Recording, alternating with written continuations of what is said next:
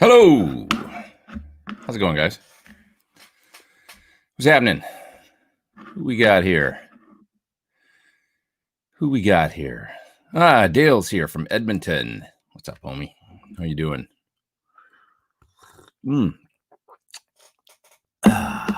Delish. Vincent says, some jackass already clicked dislike. Like I always say, you got to worry about the haters. If they don't show up, I worry about their safety and their well-being. So I'm glad to know they're okay. Because they're consistent. And then when they don't show, anything could have happened. I don't know. What's going on? How's everybody this week? Got my Keith Richards shirt on. Got my new Peter Frampton book here. Let's talk about that. The 25th, Mr. Peter Frampton will be my guest on the show. We'll discuss this book. I'm going to read it this week. I can't wait. I dove in a little bit already, and it's really cool. Great stories, and just, I don't know. He's a terrific guy. It's like the amount of people that Peter's worked with and been involved with, and just his career is fascinating. So it's going to be really interesting to talk with him. Trust me, it's like you guys will just be blown away. He's such a great guy too, and he tells, he's a terrific conversationalist and storyteller. So it'll be fascinating. So make sure you're here for that. Coming up soon. That's next week, I guess, right? So going to be cool. What else happened this week? Let me think. First of all, I wanted to say I got here a little late, as you guys know. And so I didn't have a chance to look at the exact figure. But last week, I think it's about, it was around $755 or something like that you guys donated last week on the show that was dedicated to Eddie Van Halen. And all that money is going to go to charity. And I believe Vincent's here, and he said he's actually going to match that. So that's really amazing. So I will send that in this week. I'm splitting it evenly between Mr. Holland's Opus Foundation and as well as St. Jude's. So as you guys know, so that's where that's going this week. So that'll buy at least a couple kids guitars, I would think, or maybe a few, right? And as well as provide some funds for St. Jude. So thank you guys again for that. That's awesome. And thanks, Vincent, for doing that. That's amazing. It was I was on Tone Talk this week as well, and they decided to do the same thing the other day. If you haven't watched it, Dave Black was on from the band Seduce. He's good friends with Dave Friedman. He told some terrific Eddie Van Halen stories about seeing him for the first time on tour. He's a little older than myself or Dave, so we're the guys that kind of got to know Ed Van Halen's music, in the early 80s and become super fans and all that. But Dave Black could offer that perspective of seeing them in 79. And actually, you would have seen him in 78 if his friend's mom hadn't thrown their tickets away. They had tickets to go to the show. I don't know if it was a thing where like pants went in the wash or whatever, and then the tickets got wrecked. But he said I had to wait a whole nother year to see him, and then he managed to see them from the pit, like right in the front. A friend that was an usher or something at the local venue, and he showed this great photo that he took himself on his own like Instamatic camera or whatever, right in front of Ed, and really great photo. And anyways, that was fascinating. So, and we all had a great time on the show. It was really good. So I really enjoyed it. If you haven't seen it, just give it a watch. We went about 3 hours, I think. And Dave shared a lot of great information about building his rigs over the last 15 years or so. It was really interesting. 20 years, I guess. Saying thank you for the wet, dry, wet mix for stereo tone. I made a super killer tone using your tricks, says Samuel. Awesome. And the Texan Tyler mentioned, you should see me play piano, which was a Eddie Van Halen quote to Dave Black from when he saw him backstage after the show and said, "You're the greatest guitar player ever." And he said, "You should see me play the piano." That's great.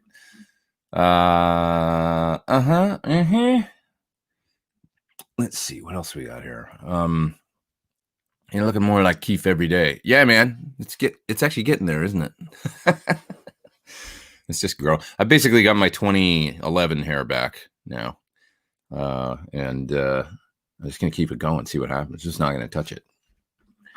See how far we can go here. The last time I played with a classic rock show over in the UK, I had short hair. So I thought it'd be funny if I do that gig again, I have really long hair. Just as like a measure of how long, a reminder of how long this thing's been going on from gig to gig.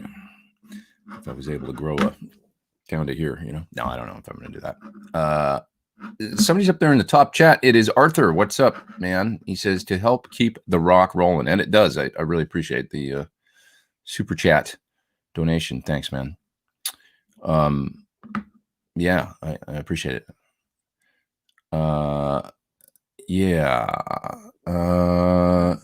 Just bought a SL68 because of you. Not fair to do this to a fellow Canadian. That's bursts of tone.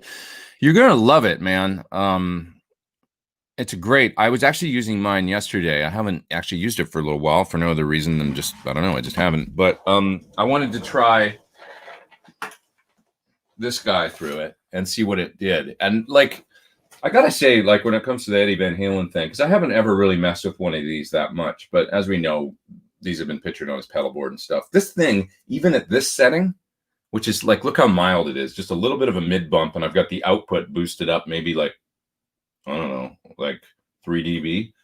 It's kicking the front end of the amp hard, even at this setting. So this is kind of what you see him using back in the day, settings like this. And man, it's like adding a lot of gain at that setting. So as some people think, maybe he used it in the studio. I don't know. Who knows? Maybe he did. It's possible. Or the MXR or whatever. But when you use an EQ like that, I mean, it's really like, even sitting here through studio monitors, I can almost get pretty much unlimited feedback on an SL68 with everything dimed and, the cabinet mic'd in the other room. And then I'm just sitting here playing. It's so much, like, honestly. So, folks don't need to look any further than, like, you couldn't use that setting with a modded amp in the front end. It would be way too much. So I think you'll find that with the SL68. Yeah. Wow, I've had a lot of coffee. I'm like hyper already. Oh yeah, Steven just reminded me, 200,000 subscribers. I hit 200,000 the other day. Thanks, guys, for subscribing, for watching, and for being here. I can't thank you enough for being loyal subscribers and hanging out. It really means a lot. And it's been a long, slow build, but it's steady, and I'm stoked with it. I'm completely happy, and it's awesome. What else happened this week? I started a video for this pedal. This thing is amazing, you guys. If it's kind of amp channel sounding. I tried it initially as kind of a boost into a dirty amp, and it works like that, but it's actually, I think, better at the settings you see it at right now. It's a high voltage tube boost, so it actually needs a 500 milliamp power supply, 9 volt, and then I assume it's got probably a voltage doubler or something in there. Circuit, but just at these settings, man, does it ever sound good for kind of a Marshall in the box pedal. Now the guy asked that I wait a minute to put the video out because he's just waiting on parts for sorry, turn that off. He's waiting on parts for to build them, but they're supposed to arrive this week or something. So he just asked me to hold off a couple weeks on the video. And so that he's got some built up if anybody's interested in getting one. But it really does sound great. Really close to a good Marshall channel in an amp, that kind of thing. So if you're using a clean amp, it's very dynamic and very amp channel like. I don't know how else to describe it, but right up there with the Revival Drive and this great amp in a box kind of pedals. It's actually tube. It takes a minute to warm up, of course, makes sense. But what's neat about it is this light blinks when you plug it in, and then it goes off actually until you turn the pedal on. It's blinking, letting you know it's warming up essentially. So that'll be coming, video for that. I put out the video for the OD200 this week. Another great pedal that does really good, credible amp in a box sounds, but completely different approach, right? It's got some modeling stuff in it, as well as, I don't really understand in the Boss OD200 what the analog circuits are and what the digital circuits are, but it's a hybrid of both, and who really cares if it sounds good, I guess. This is it here. So if you saw my video on it this week, I was really stoked on this thing. I mean, a great space saver on a pedal board. I didn't really understand before I tried it how kind of unique it is in a way because of the stack thing where you can have an amp like drive and then hit it with a boost. Excuse me. and you can pick the boost, whether you want to be treble boost, mid boost, clean boost, or a screamer style or a clon style. You can have all that kicking the front end of either a metal style amp sound or whatever. You can even have two screamers hitting one another, I guess, with it if you want to, because there's some redundancy in the boost circuit as well as in the main overdrive circuit that you can do with this thing. But anyway, they're great for stacking two sounds. So you can, have a clean amp and then have your dirty amp drive and then hit it for solos. And the neat thing about it that is different than just about like doing that with actual analog pedals or whatever, is that you've got, when you hit the boost, a separate level control after the amp drive circuit, which allows you to boost your solo volume. So normally if you stacked a pedal into an already dirty sound, what you would get is, more saturation and sustain and stuff, more distortion, but you wouldn't get a level bump because of the saturated, the crunchy sound is already saturated, right? Of course. But this allows you to boost after the amp style drive while hitting the front end of the amp style drive, if that makes sense. That's quite unique. So it allows you to get a true volume bump as well as more saturation and sustain. So really versatile, actually. I like it. I mean, if you watch the video, you'll hear it. It sounds really, really good. And to be so small and kind of do everything, and MIDI, of course. So 127 presets, I think. So you could, have all your favorite stuff going on. What else? What else? This thing. Video coming this week. It's almost done. It is done, actually. I'm going to put it out tomorrow, I think. This pedal, Donner Prince rotary pedal. And it really wonderful rotary cabinet simulator. And as always, I'm always learning things. I didn't know the extent of sort of like the different cabinets and stuff that David Gilmour used for his rotary sounds, and I learned a lot about it in making the video for this pedal. He started off with Leslie's, like a lot of folks, and those are, of course, epic and great sounding.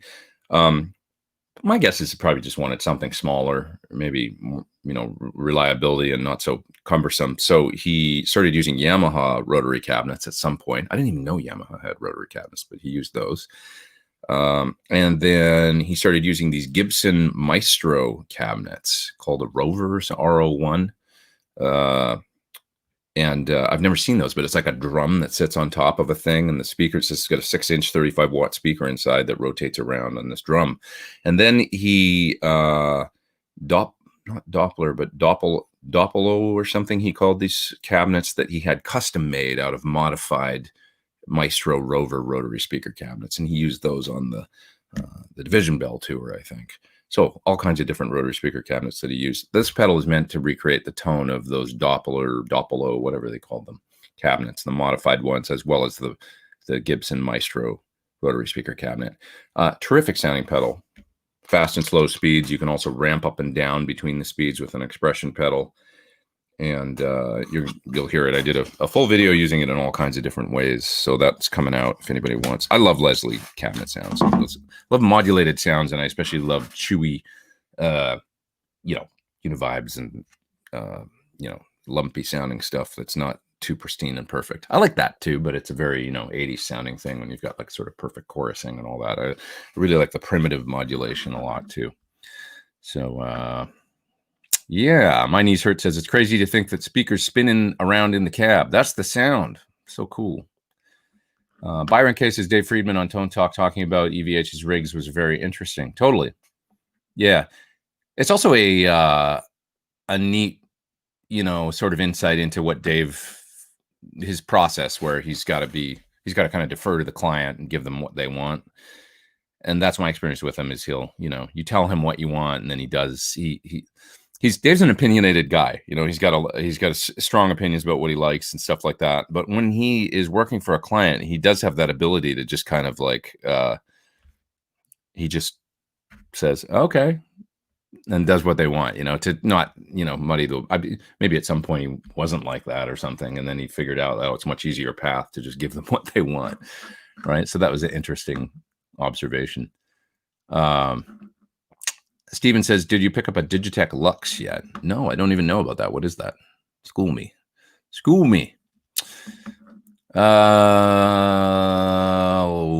Deja Blue says, try the Duncan Custom SH11 for EVH tone. It really tightens bass response and is very close to the 78.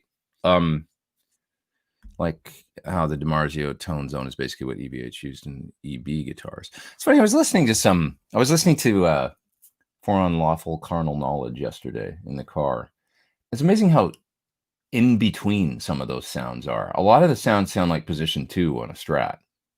It's interesting. I don't remember that, but there's a lot of that twang going on. I wonder if he used the middle position on the Music Man's a lot and dialed in a kind of it's a lot of that stuff. Plus baritone on that record. He was really experimenting. Really gone far, far away on that record from what his original tone was. I hadn't remembered that, like just how far away it was, because I haven't listened to it in a long time. It was interesting to listen to, and the difference in the songwriting and all that stuff. He really had changed his approach dramatically by then, and the tones and stuff. So to that end, when you say SH11 for EVH tone, I think the custom, which I tried this week in a guitar actually, because Dave had I was playing one of his guitars, and Friedman, he's got a custom in the guitar. I was comparing it to like a 57 Classic and another one of his guitars. It's a very different sound. It's a lot hotter. There's more mids. It's Alnico 2 for sure. It's not the sound I associate with Eddie Van Halen necessarily, but I know he used the custom, but I think that was the pickup that he was using in Kramer's and stuff, like in the sort of by the 84 era 85. He was using those customs. I still maintain, I really, really do think that he used quite possibly a custom spec pickup, Duncan custom spec pickup, maybe on the first record. Maybe that's where the custom thing came about, like, replacing a ceramic magnet that came in the original Duncan Custom with the Alnico 2. All other things being equal. That would kind of make sense. The 78 pickup, this is all a little bit, I really actually want to ask Seymour, because Seymour would know probably for sure what the timeline of all this is. And as far as, somebody was saying yesterday, where's this photo that came from let me show you guys this photo. This is cool, from the Ted Templeman book. This is a great photo, and it shows so much, but I don't know if you guys saw this. This is them in the studio, Sunset Sound, doing Van Halen 1, and you can even see the slant uncovered cabinet with the microphone on the top speaker and everything in the same room, bass amp in the same room, guitar cabinet in the same room as the drums with the baffles and all that, which totally makes sense, because if you've heard the, Running with the Devil session that's floating around, which I have with the isolated tracks and all that, you can hear the bleed into the drums, as well as the bass bleeding into the kick drum, a little bit of guitar, and so that all adds up. But of course, he's playing the Destroyer in there. You can see that he's playing the white Destroyer, and I just, it's really interesting. I mean, he said that everything else on that record was, in interviews, he said was the Frankie Strat, but it would be the really earliest incarnation of that guitar, and who knows what pickup was in it. I don't want to go down. We don't have to do whole show once again on Eddie Van Halen tone and stuff like that, and Ed this week, but I just, with the ad that came out, that's the clue, the ad that came out in Guitar Player magazine, one of the earliest Seymour Duncan ads that showed up, I think, in 79, and it said Duncan Custom in parentheses. It said Van Halen. But, just tells me, okay, Duncan Custom. That's a 4 or 13 point whatever K ceramic magnet pickup. And then he quickly had to pull that ad because the powers that be got upset with him for using their name in the ad. So anyway, I think quickly after that, he did move into the Alnico magnet phase, but I don't know. It's just a theory. Okay. We got somebody up there in Canada. It's John up there in the super chat. He says, "Hey, Pete, I'm looking Sir, for a bridge pickup for my latest guitar build, single coils will be in the middle and neck. Thoughts or suggestions? I kind of love both the V60 LP and the V63 equally these days. I think I'm really digging the V63, like because I've got them in that red guitar right there, and they sound terrific in that guitar. Really, everything you want a Strat, pickup to be. It just does the job. It sounds great. So I'm really digging those. I really like V60 LP, and I've used those for years too. I don't know how different they are. I think maybe the peak is the resonant peak is lower, I think, in a V60 LP, a little greasier, maybe a little, like John always says, the V60 LP is great with gain. So especially in the bridge position, if you're looking for a great pickup with distortion or gain, the V60 LP might be, because the peak being a little lower, it's a little warmer and got a little more maybe mids than, so it just depends what you want to do. Yeah. Let's see here. Bent Tom says, how do you put an entire ES335 guitar in a bridge pickup cavity? What does that mean? I don't think that's physically possible. Have you ever used a neck Seymour Duncan quarter pounder? That's not a pickup I've ever tried, actually, the quarter pounder. Single coil with those great big pole pieces. Yeah, not so much. I don't know too much about those pickups, to be honest. I tried to see DiMarzio. One of the only DiMarzio pickups I've ever tried, actually, was a SDS one, which was basically like a super distortion. I guess SDS is maybe super distortion single. Hello. Could be, but SDS one, it was like looked like half of a super distortion with those weird pole pieces that sort of like look like Allen key pole pieces or whatever, Allen screw pole pieces. I don't know. But that was one that I tried that was kind of unique and different, and I'm trying that pickup. But other than that, Deja Blue says Warren DeMartini uses a quarter pounder in the neck. They might be just hotter. I don't know. I think they're hotter and a little bit louder, which might balance well with something like a JB or whatever Warren's using in the bridge now. He uses a hot pickup I think he used to use a JB, and now he's got his own signature pickup of some sort. Somebody saying that microphonic DiMarzio that you used in the Sir Amp video was amazing. Yeah, and you really hear the difference between those two pickups with the Alnico in the one guitar and the super distortion pickup. It's just a different sound. It's that I never liked ceramic magnet pickups back in the day. They always had this kind of like sort of harder sound, with more sizzle and like flatter mids and just kind of like really like a distortion kind of sound. I don't know how else to describe it. But once I tried it into a crank Plexi style amp, I was like, oh yeah, of course, that sound that I remembered from back in the day that I never really liked because it was kind of cold with a lower gain amp into the high gain amp. It's sort of sounded a hell of a lot like Van Halen 1 to me. So RTM, which is Alnico 2 and overwound JB, essentially, God, the chat is jumping fast. So I'm missing, there it is, Eric Johnson. That's the Warren DeMartini pickup. Yeah. Yeah, but just putting a different magnet like an Alnico 2 into like all other things staying equal changes the sound so much.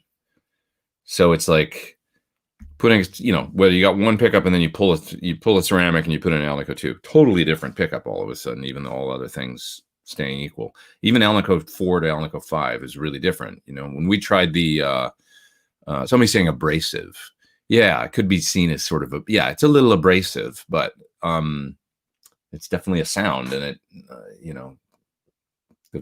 it's super distortions aren't good for a lot to me, but that one sound cranked Plexi, it does. Oh, there's that one thing that it sort of sounds like to me, if you know what I'm saying. Michael says, congrats on 200K subscribers, and thanks for all you do for the guitar community. Thanks, man. I just hang out with you guys and gab and make these videos, but I'm glad you're here and that you enjoy it. Thank you so much. We got 500 people online. This is amazing. Thanks, guys. Thanks for being here. Once again, for those that just joined, next week, Mr. Frampton will be here, which I just can't wait. This is his new memoir, and I can't wait to dive into this week. I just noticed the picture on the back cover, which is one of those iconic, incredible rock photos. Come on. Look at that. How cool is that? Right?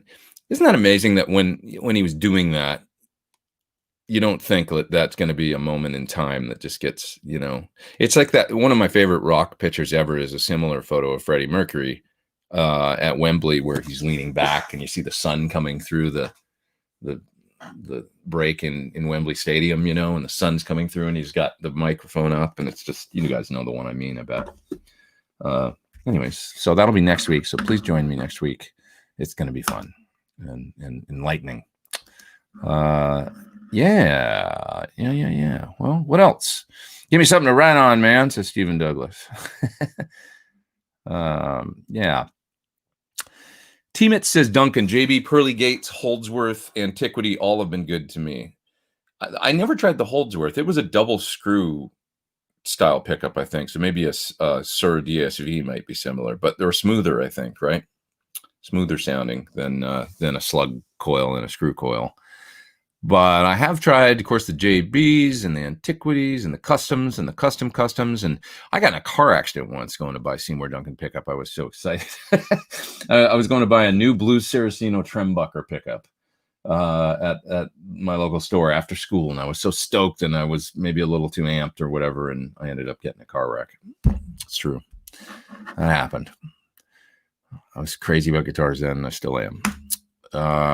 Dennis is up there in the super chat, and no question or anything like that, but he's just up there being a cool guy. For those that just joined as well, I wanted to mention that I will be donating the money this week from proceeds that came in on the Eddie Van Halen show last week. It was around $755 in super chats, I think. And then Vincent, who's a loyal follower here, has offered to match that amount, which is amazing. Thanks, Vincent. And so half that money is going to go to St. Jude's, and half will go to Mr. Holland's Opus this week. And I figure that'll buy at least a couple guitars at Mr. Holland's Opus, right? For kids that, who knows? That could be the next Eddie Van Halen, Paul says, got those York IRs you recommended. Loving them. That's awesome. Excellent. The car accident story isn't funny, says Jennifer. Well, luckily no one was hurt. It was a minor fender bender. So, it's actually the second one I got in my car at that point. I was a little, I think about driving as a kid now, and it's like, I was not ready for when I got my own car. And it scares the hell out of me, to be honest, when I think about kids at 16 with driver's licenses. But I wasn't, maybe at 18 or 19, maybe I was a little more, once I was at that age, I was a little more dialed in mentally and stuff and able to deal with driving. But at 16, I was out of my mind. Have Buck Dharma on, says Scott Glenn. I was just thinking on my show, I guess. I was just thinking about Buck Dharma the other day. There's a theater in Edmonton, for the fellow in Edmonton, he'll probably know this, that was in the chat earlier. That's my hometown, called the Princess Theater. Epic theater that has been there forever in the old Strathcona district of Edmonton, kind of the old town area. And that theater is closing. It was just really sad due to, coronavirus and nobody going to movie theaters and stuff like that. It's a small independent theater. And anyway, I have my memory of the Princess Theater, seeing the movie Black and Blue, which was with Black Sabbath and Blue Oyster Cult. And they would play a song by Black Sabbath and a song by Blue Oyster Cult. It was like a concert movie with both bands. So they would go back and forth between the two. Anybody's seen that movie?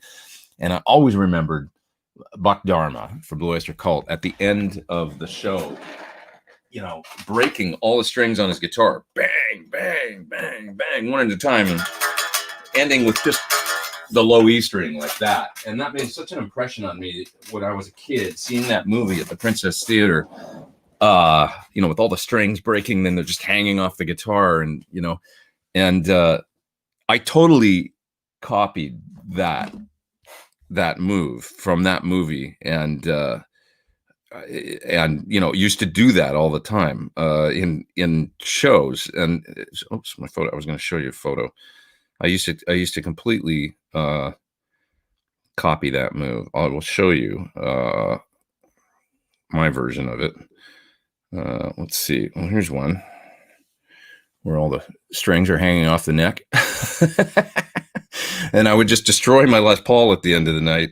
Pull all the strings off the neck, and it was all in good fun, why not? Here's one with Cornell looking on kind of with a smile on his face as the strings, you can't maybe see it with the resolution, but the strings are hanging off the neck of the guitar, and I'm cracking up because I've broken them all.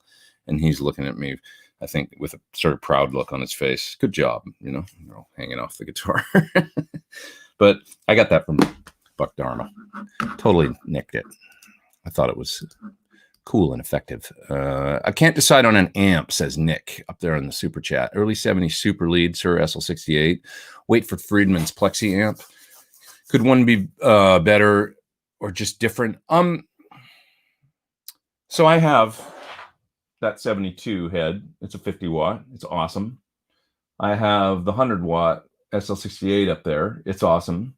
I've got the Germino, and it is modded and stuff, but I can still do the Plexi thing with it. There's something about an old Marshall that's really sexy, like having one, and the smell of it when you that amp has a neat smell when you turn it on, and it's hard to get away from that. And if they're well maintained, and the code has been cracked on how to maintain them these days, I feel like, and how to if you get one and it sounds wrong, you can send it to somebody like Dave, and they can all kind of be brought up to sounding at least really good. Some of them are just mysteriously a little better than others, and you don't know why, but it's like they can all be made to sound good. That said, vintage amp like that, unless it's already been modded, you don't really want to mod it with something like a post-phase inverter master. If you want the variac thing, they don't have a variac built in. The SL68 just has all that stuff built in. And the post-phase inverter master really works great. Maybe not for bedroom volume, but for taking a little bit of edge off at gigs, it's awesome. And with the variac thing built in, that's how I use that amp all the time. I almost never have it on full power. I almost always use the lower power setting on the SL68. So the lower power setting coupled with it's built like a tank, and it's got the sound. It's the Marshall's for the nostalgia factor, I feel like, and for I've got one, and it does smell good. And you look at, I don't know, there's something cool about having. It's like an old guitar compared to a newer guitar that just works. You can play great on a newer guitar. Picking up an old guitar, it's like an old pair of shoes, and it's got a thing, and maybe they're a little more finicky and stuff, but there is something about it. So it depends what you want. It really depends what you want. If you've got something like a power station anyway to reduce the volume, and you're going to use something like that a lot, it's not as big of a factor. That Germino, I mean, when I got that thing, and John Sir will be one to tell you that Germinos are exceptional. I think they're one of the amps that he recommends to folks. He thinks he makes great amps, and he's seen the inside, and he does great work. So that Germino, when I got it, was a Headroom 100. Exceptional work. I mean, like, they're beautiful on the inside, super tight, and man, does it sound good. Like stock sounded incredible. I was almost like, once I heard it, I was like reluctant to have anything done to it. Luckily, I still feel like I've got the sound. Like, I haven't buggered it out by doing that stuff, because that was one of my main concerns. Friedman modded it, and I said, I definitely want to try and preserve the sound this thing is already making. So I guess my point is, it's got a post-phase inverter master on the back too that also works just terrific. So it just depends what you want. Ask yourself what's important to you: the nostalgia and the originality of having an original Marshall, or do you want a little bit more functional amp that still gets basically all those tones? One thing about the Sir is that they don't put a bright cap on them, it makes it really pretty usable across the range of the volume, but it's not necessarily exactly the sound that those amps made. They did do this when you put the bright cap, we've talked about this a lot, so I don't want to talk it to death, but when you put a bright cap on a Marshall, it makes it so that it's got one sound where it really does. You can basically do two sounds with them once you put a bright cap on them. The sound that where you turn up the volume to the point where the bright cap is mixed out enough that it's just right, like it's still got the teeth from the bright cap, but it isn't too ear-piercingly awful, because with aggressive bright cap, they're useless from like 1 to pretty much useless from like 1 to 5 on the volume. Get it up to 6, and it's like, there it is. And 7, now it's really like in the zone with this teeth from the bright cap, but filled out and full. If you take the bright cap out, it'll work all the way from 1 all the way up, and it sounds great, but it's not exactly the same sound as having that bright cap in there.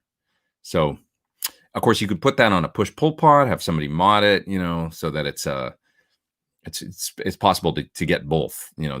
That's what I say. These days, it's like all these tricks everybody knows now, you know, and how to do it. So there's no downside. But that's my point. Is that just the SL68? Just know that they don't come with one. It's one little part that you can add to the volume pot if you want it on there.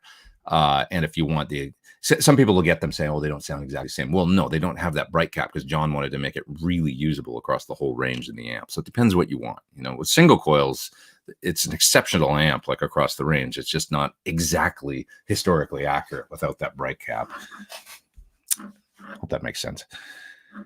Lots of guys up there in the top chat. It's Wyatt Willis. He says, forgive me off topic, but I know you like electric vehicles. Just ordered my first. It's a dual motor all-wheel drive e-bike, 40 mile per hour top speed. That's cool. And up to 130 miles per charge. Man, I'm all about the electric cars. I have one and I love it. The amount of money, just if you want to talk about financially, the amount of money I save on gas, I don't spend money on gas anymore, like, which almost pays for the car payment. It's incredible, you know, and the power is so direct and fast. I mean, there's no motor in the thing. It's incredible. You know, they drive like, I mean, I can outrun just about anybody in that thing. It's crazy. I was beside some guy the other day at a stoplight and I could tell he wanted to race, you know, he was just, and I just like off the light. I could see him struggling, you know, his car was relatively fast, but I was faster, you know, and then I just let him go, you know, it's like, see you later. They're fun as hell. So I don't think I would ever go back. Yeah, I mean, no reservations. Plexico is there in the top chat. He says, you were awesome on Friday's Tone Talk. Thanks, man. Please tell me more about the 14K Duncan Custom and VH1 tones. Okay, I'll go back to that in a second. Dennis Timothy Music says, I got a Wolfgang guitar in honor of Eddie. That's cool. They're really nice guitars. Different, but you know, the pickups seem very low output. Is there a way to get a warm bluesy sound out of these, or do these pickups only work well with high gain amps on 10? That's interesting, you know, because they are a higher gain pickup. They're essentially the same pickup that was in the PV. I think it's about a 14K Alnico 5 situation in the Wolfgang guitars, as I understand it. The fellow that actually designed that pickup was at Fender at the time. He's at Sir now, so he's a guy I see actually a lot. His name's Seiki, and yeah, so, but I know what you mean. They do sound not like necessarily super high output pickups, like what we think of. I think we think many times high output pickups as being like MIDI overwound, you know, like with lots of mid range. They don't really sound like that. They were really quite balanced. There's a lot of factors that come into play with the sound of a pickup versus the, 14K ohms, whatever, you know. I don't know. Maybe you just want more mid-range out of a pickup is all it is. You know, maybe something like a JB is what you're used to. But when you say a warm bluesy sound, I actually think they do that pretty well. I mean, the middle position and the neck position are kind of lovely. You know, it depends on your amp and stuff, you know, I guess. It's not a guitar I would use for low gain sounds though, really. My Wolfgang, I mean, I don't really do cleans with it or anything, or AC/DC or anything like that. It's partially the guitar too, dude. The basswood and the maple neck, and it just creates a certain sound that works well with gain. I find they're great with gain. But it's not necessary. Yeah. I don't you guys find that like a basswood body guitar, not necessarily the guitar for classic rock tones. They seem to work well with a lot of gain. They're kind of warm and smooth or something, you know. I don't know. That softer. They don't have a hard kind of attack or necessarily the mid-range of a mahogany body or something. It's more like, I don't know how to describe it, but anybody out there have any perspective on that? Like basswood body guitars and you know, think about the guitars that mostly use that wood. It's like Ibanez kind of shredders and stuff like that. Yeah. So Plexico was asking about the 14K Duncan Custom and VH1 tones. The reason that I say that is purely based on that late 70s ad from Seymour Duncan, where he was talking about rewinding one of Eddie's pickups. Eddie had this black Strat that he was using in 76 or 77. You can find pictures of it. You know, it's a guitar that he obviously was sort of the precursor to I'll find a picture of it right now. Van Halen black Strat, let's say 1977. We will find a photo of this right now. This is a guitar that he used a lot. There it is right there. That's a sunburst one, actually. I think he had more than one. It's sunburst in this. This is a sunburst guitar in this picture. It looks like, yeah, that's sunburst. But I think he had a black one too. Maybe this is a picture with a black one. Maybe I'm crazy. Maybe the guitar. No, I know there's two. I've seen pictures of him with a black one too. But see this guitar? See the pickup in the bridge? It's a Mighty Mite. And the Mighty Mite pickup was a hot pickup. It was basically a Duncan, Super Distortion clone. And so he was playing that guitar around that time. I mean, you can even tell from the look, if you know kind of the era. It's 76, 77, right pre, to them getting the record deal and making the record and stuff. So there's that. And then there's the evidence that he used here's another picture. There's lots of pictures. If you guys want to look this up online, just do a Google search of him playing the Strat with 3 pickups and then that pickup in the bridge, right? It's kind of interesting, right? I bet if you guys haven't seen these before. But, and look at the headstock of the guitar with the fender and the weird, see that? I'd love to know more about this guitar and the story behind like when he was playing this one. But anyways, so there's that photo evidence of him definitely using that Mighty Mite 14K ceramic magnet pickup, right? Then there's the story about Duncan with the Duncan Custom in the magazine where Duncan ran an ad with their new pickup line because he was mainly a rewinder. Then he started making pickups and he ran the ad. Duncan Custom Van Halen was what it said in the ad. Well, a Duncan Custom, we all know, is a 14K Super Distortion clone with a ceramic magnet pickup. And then I'm just going by that, and then also the sound on the record where he played the white guitar. There it is, right there. The white, the Destroyer before he carved it all up, and that guitar as well as the he says that the Frankenstrat was the one that he played. Did the Strat that I just showed you in pictures make an appearance on that record? I don't know. Maybe. I mean, he never mentioned it, but it's like it was a guitar he was using a lot around that time. So who knows? It's not that guitar. The Strat is not a guitar I've ever seen him mention in interviews or anything. I have seen him say that he was playing a Strat for a while and that Roth was like, that guitar sounds too thin, that Al was throwing drumsticks at him or whatever. You guys probably seen the same interviews, and that guitar sounds too thin. But I've never seen an interview where he said, I hacked it out and put a Mighty Mite pickup in it, but the photo evidence clearly shows it, right? That he had that guitar and hacked it out and put a Mighty Mite pickup in it. So I don't know. I mean, it would just sort of stand to reason that was a pickup he was using at the time. He built a new guitar, probably threw a similar pickup in, and then it was sort of like you could hear him in interviews. He's actually said, "I don't like distortion pickups. That's not my sound. I gravitate towards the PAF or whatever." And quickly, like you see in 79, he's got the melted PAF that he said he put in a can full of wax or whatever to keep it from feeding back and all that. He's got that melted pickup in the guitar. So, the photo that Dave Black showed the other day on Tone Talk, where it's got the telly pickup in the middle and the red pickup in the neck that lived in there forever, as well as the melted PAF in the bridge. So quickly he changed to that. So anyway, it's interesting. I just think there's enough photo evidence as well as like anecdotal evidence that he definitely used that in the Strat, that high output ceramic pickup. There's photos of it. And then the Duncan ad. So that's what I'm basing all that on, as well as just my ears listening to the sound of the guitar sound on the record. When you try one, give it a try, crank one of those amps on 10 with that pickup in the bridge, like I did in the SL68 video 10 years ago, and it's always, the ears are always the best judge, maybe, Bill is up there in the super chat. He says, as always, great live chat. Thanks, man. Thank you.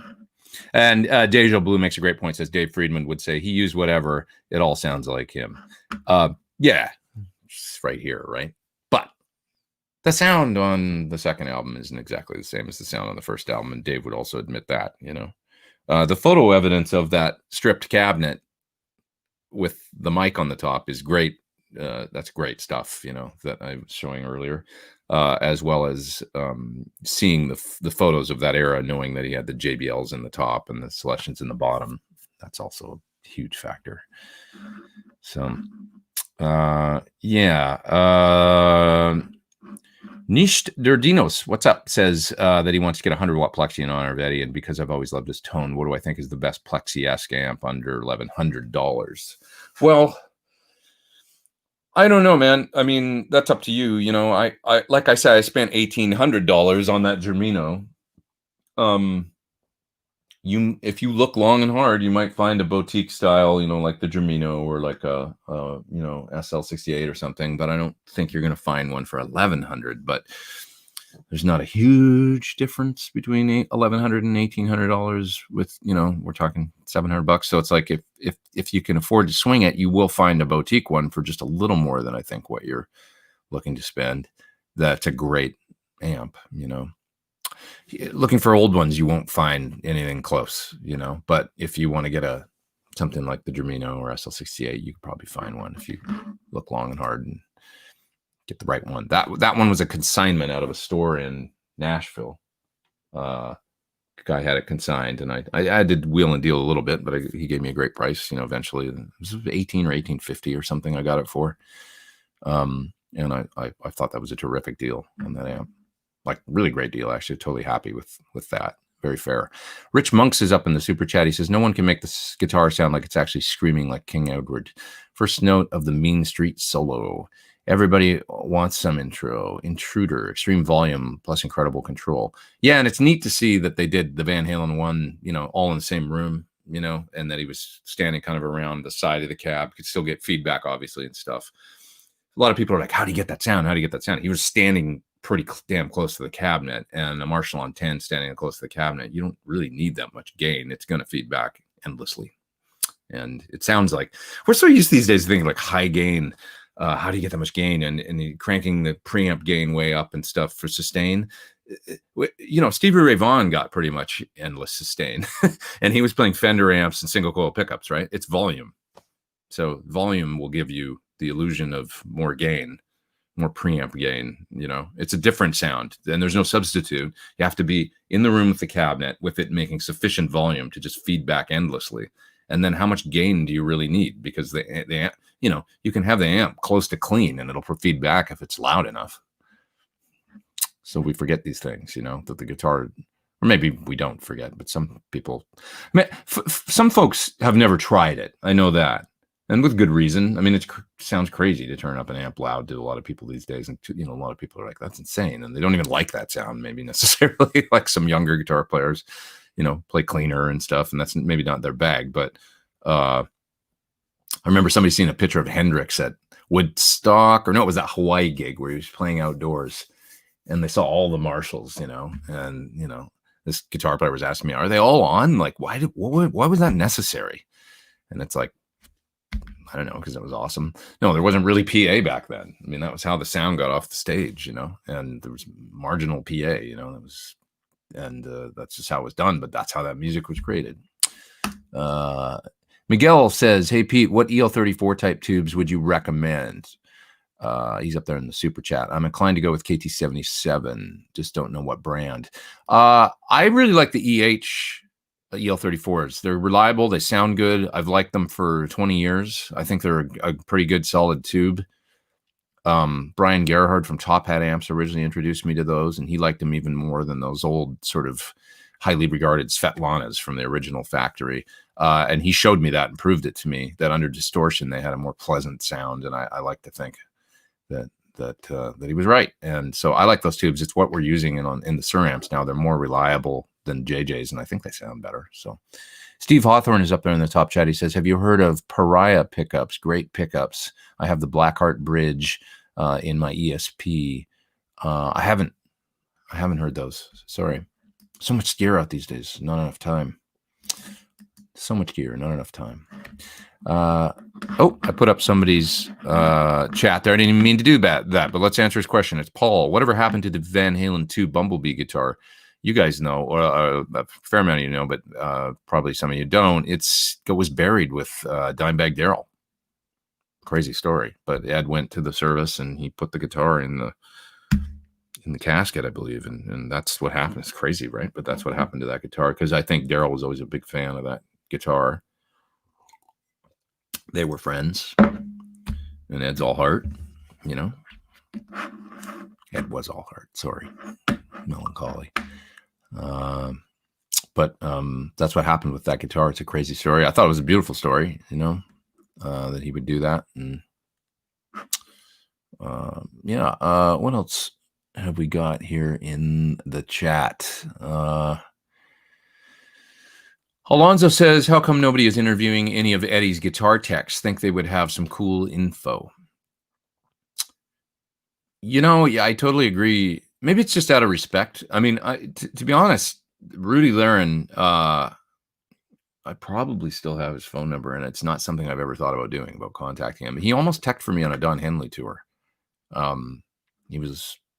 We were in talks with him and stuff, and then it just didn't work out, whatever, scheduling and stuff. But I remember talking to him here, not far from here in the Valley, and having a meeting with him about doing it. I was so excited about the prospect of, I was just like, just from the story aspect, I was like, there's going to be some great stories if he ends up on the road with me. And he was a really cool guy, and spoke to him for a while, but that didn't end up happening. And Lonnie Totman did tech for me for about a year during 2008 when I was on tour with Chris Cornell, and he was Eddie's tech for, year and a half, something like that.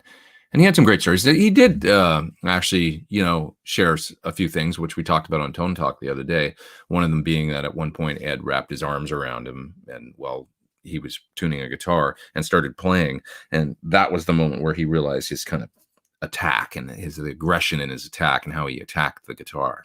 And that, oh my God, that's how he does it. Like that, there's so much tone in the way that he's attacking the strings. So that was one piece that Lonnie shared that I thought was really valuable, probably more important than any of this other stuff we've been talking about. His playing approach, and how aggressive he was attacking the guitar with his smacking it with the right hand, the pick approach.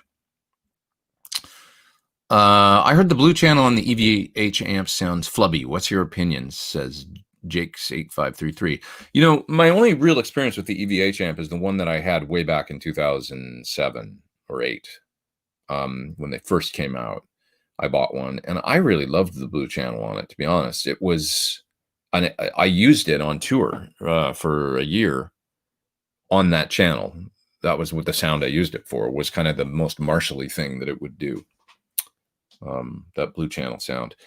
And I remember playing the amp for the first time in Guitar Center Hollywood. I went in to try one because it had come out, and I loved it, on that channel. I thought it was a really great sound.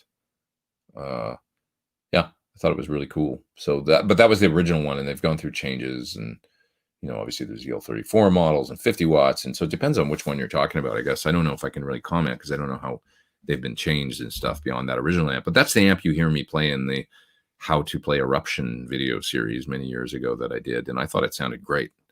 I don't think it's flubby sounding, not to me.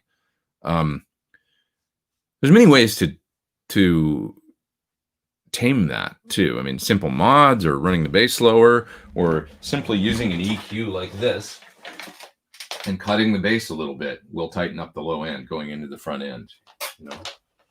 For those that just joined, I was mentioning this at the beginning. I tried this yesterday for the first time in a while, and I was shocked at how much gain, even just an EQ curve like this, adding about, what am I adding? Like maybe, oh God, the most I'm adding a few dB on the mids, cutting the lows a bit, a couple dB on the high end, and then just up here about 3 dB on the level slider, which is sort of what you see in the photos of Eddie Van Halen using the pedal and stuff, and how he would sometimes use these to help drive the signal into the amp. It's a lot of gain you're adding, even just set like this, into the front end of the amp. So, if you haven't had a chance to try one, it's a great sounding EQ. Really fun for kicking the front end of an amp and just kind of fine tuning the tone.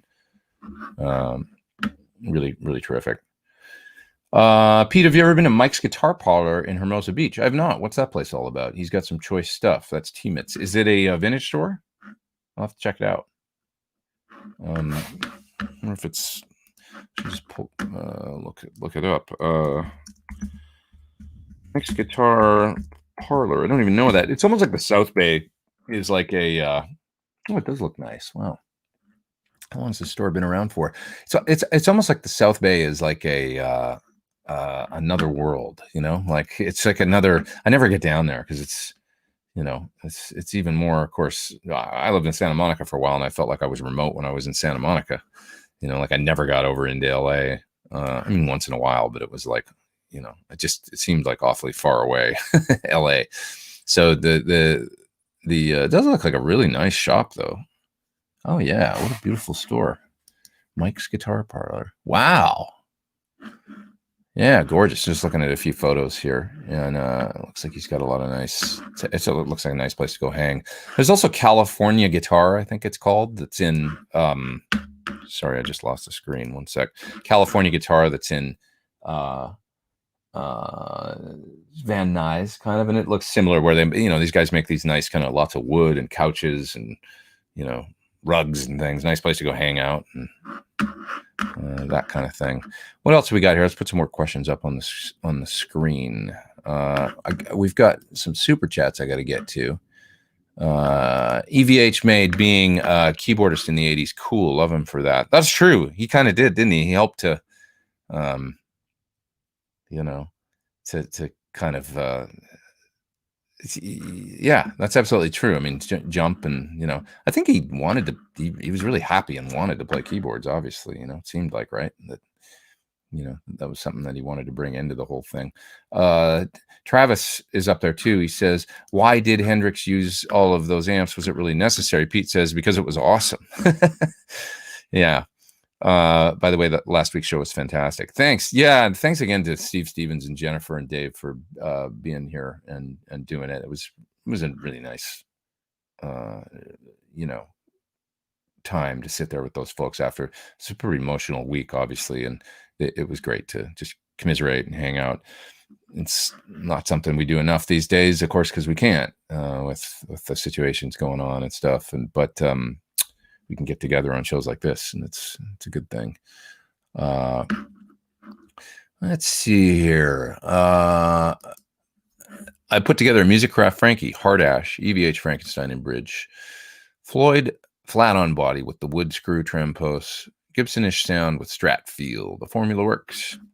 Yeah, I find mine sounds unlike any of my other guitars. The black one that I have, wherever it is in here, it's over there in the back of the room.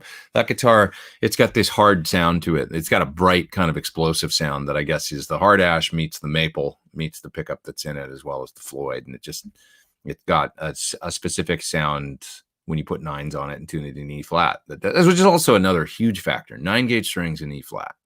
You have to do that. And then it's like it all sort of comes into focus, if that's what you're trying to do. Yeah. Kind of pretty interesting. Okay. Oh, that's interesting. Dan Pfeiffer said it was Zach that put it in the coffin. EVH wouldn't go up to see him laying there. I can relate to that. I mean, if anybody's, and I love your office space. I love that stapler. Put strychnine in the guacamole. You know what I'm talking about if you've seen Office Space and this gentleman's avatar. That's an amazing story that Zach did that and had that. I don't have the ability to do that. I mean, at the I get too busted up. But I prefer. This is kind of this is melancholy stuff, I guess. But I prefer to remember people alive. I have issues at funerals with like the open casket thing and stuff like that. I'm not down at funerals. I don't know. It's not it's just, I prefer to think of people when they're, that's just how I am, but everybody's different. There's no right or wrong way to grieve and to go through these things. Alex Masano Music up there in the top chat says, have you tried the Marshall SV20 mini Plexi? I haven't, but I've watched a lot of videos on it. I've heard Doug Aldrich playing through it. I know he has one and he really likes his. Do I think it can serve as an affordable substitute for a boutique Plexi? Yeah, I think so from what I've heard. I mean, it's, like even the Behringer made Plexi style amp, I think was pretty damn cool. You guys know the one I'm talking about, the what's the Bugera? They made a Plexi clone for input, and I heard some clips of there was a guy on the gear page that's quite a good player, and he got one of those, and he's like, this thing rocks, and the reality is they're a box of parts, and the parts matter a little bit, but those amp circuit matters the most. The circuit and the values are what matters the most, and then the type of caps and the quality of the transformers, yes, that all matters. The biggest factor in the amp sounding like a Plexi, like close, is the circuit. And if you've got the circuit, which I think they kind of have, of at least a close, the Marshall SV20, from what I've seen, I can't talk, a lot of coffee, brain short circuit. Friedman did a mod recently that I heard on an Origin amp, and he did kind of a Jose meets BE style mod on it. And he's like, this thing turned out cool. Sounds good. This is an amp you can buy used now for $300, $400, $500, something like that. And I tried it, and I thought it was ripping. It sounded great. There's nothing, there's no boutique esoteric. There's no mustard caps in there or super high-end transformers or any of that stuff.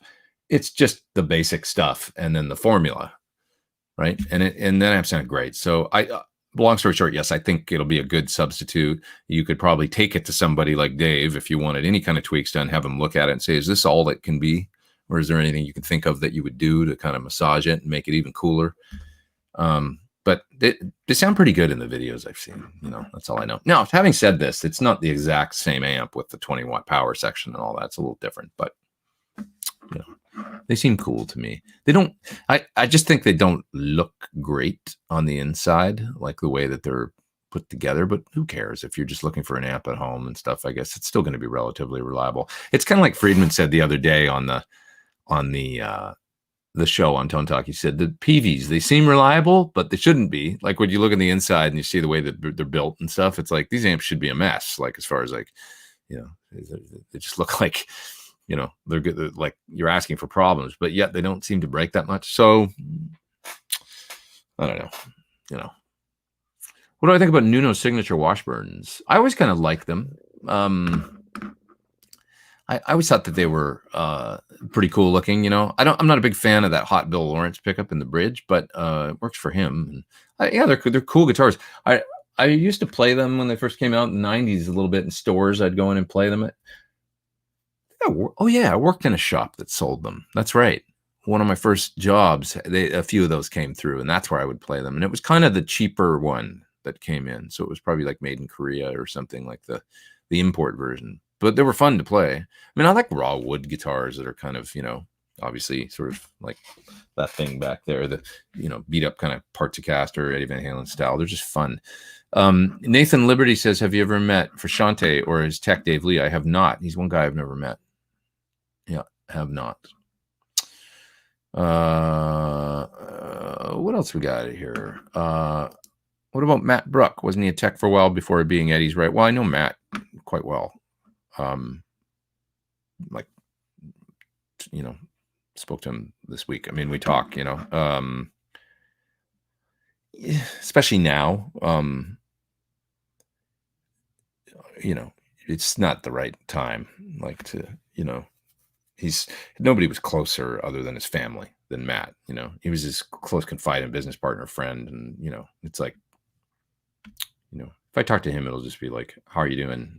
And I'm sure there's in due time, but Matt's he's a real guitar geek. He loves vintage Marshalls and stuff. And he's got an amazing collection of old Marshalls and guitars and stuff. And he's totally just kind of into gear and stuff. So he's a fun guy to talk to about guitars and amps and everything, completely separate from, anything to do with Edward Van Halen. So anyways, did Chris ever talk about building a guitar solo? His writing was very unique. That's an interesting question. Not really. It's interesting. It's like the solos that I played with him, I would write or kind of loosely construct a lot of solos for Audio Slave songs where Tom Morello had played a solo, but his solos would sometimes be, especially thinking about the time when they came out, he wouldn't really play a guitar solo. And I'm a more kind of traditional guitar player. So I would play like like a Stone, for example. It's more like a melodic break than it is a guitar solo. It's a necessary part of the song that you have to play, like the guitar solo in Like a Stone. You just have to do it.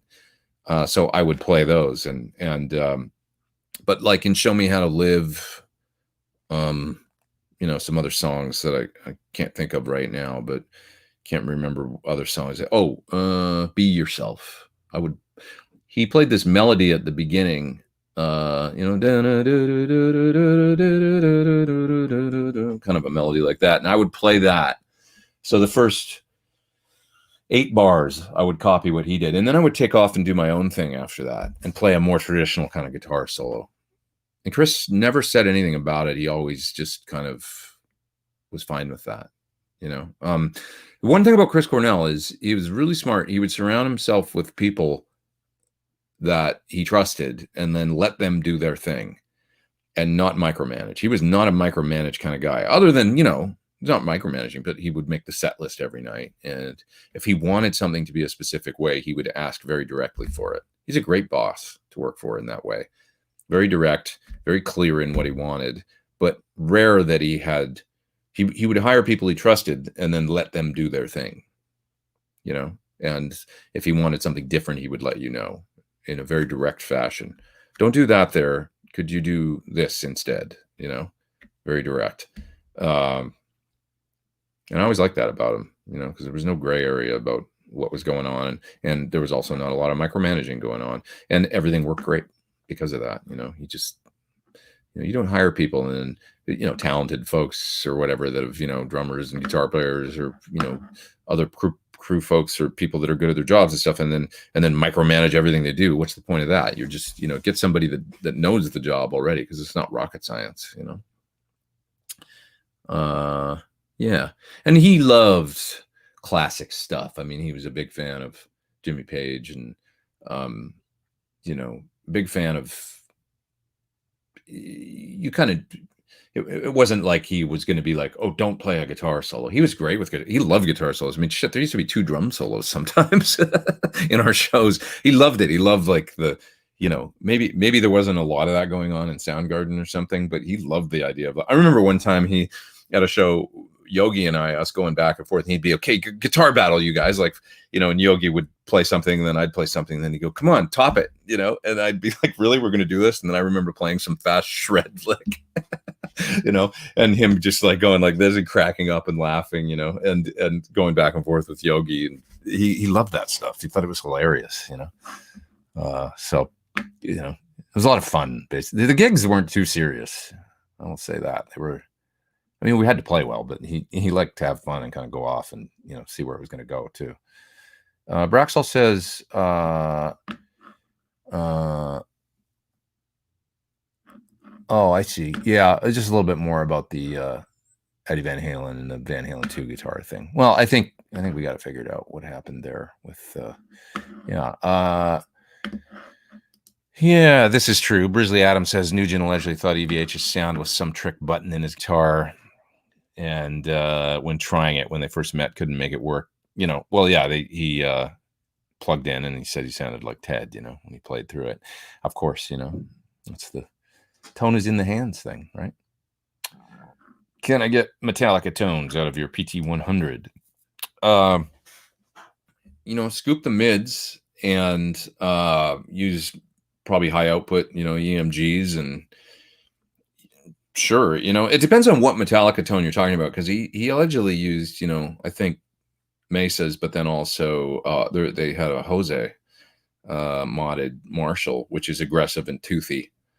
So, I would say if you want to boost the front end with something that cuts, that if you use my PT100 and use the boost on, the boost is kind of cool in the front end of the PT, in that it's not dissimilar in many ways to what's going on with a Jose, where you've got kind of a mid-focused boost, and you can hear it on the clean channel of the PT100 if you turn on the built-in boost. you can hear the tone thin out a bit on the bottom end. It gets very mid-centric, and that's because when you boost into gain, it's mainly, we made the boost for the gain channels, really. When you boost into an already gainy sound, you're going to want to cut some lows always, because otherwise things get farty and flubby. So I would say for Metallica, use the boost on. It's going to tighten the amp while adding some distortion. Scoop some mids a little bit, and you should be there. Use the feedback on the back of the amp, feedback control, which controls negative feedback. Use it kind of higher so that you're opening up the amp a little bit, and not, it'll make the high end sound a little more aggressive and stuff.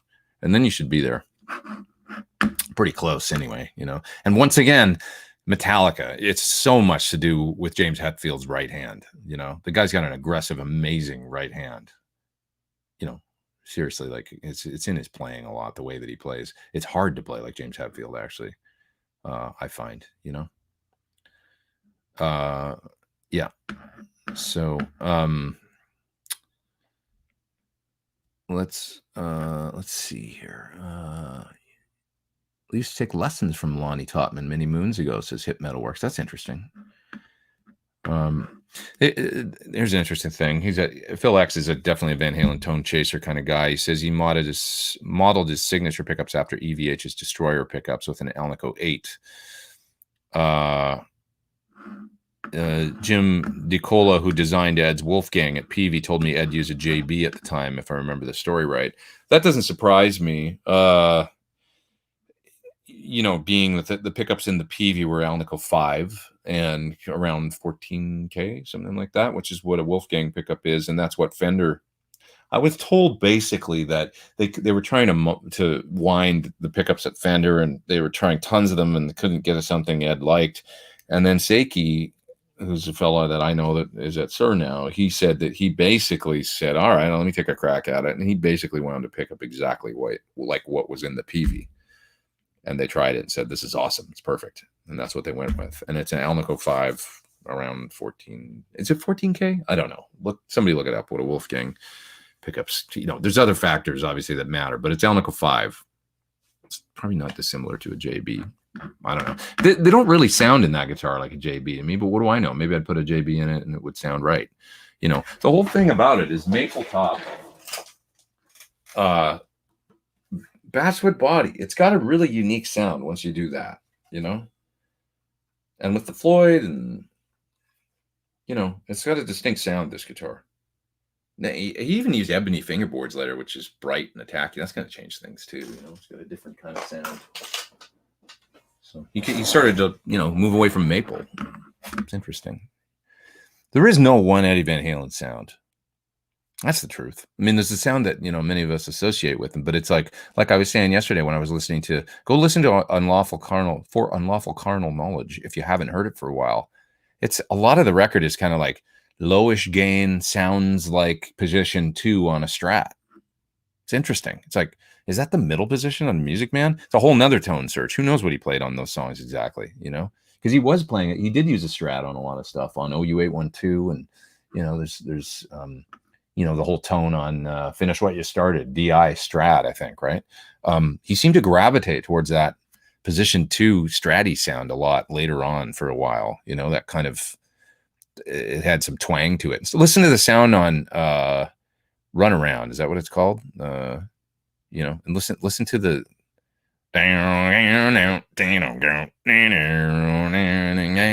listen to the tone. It's like not gainy and kind of stratty, and it's interesting.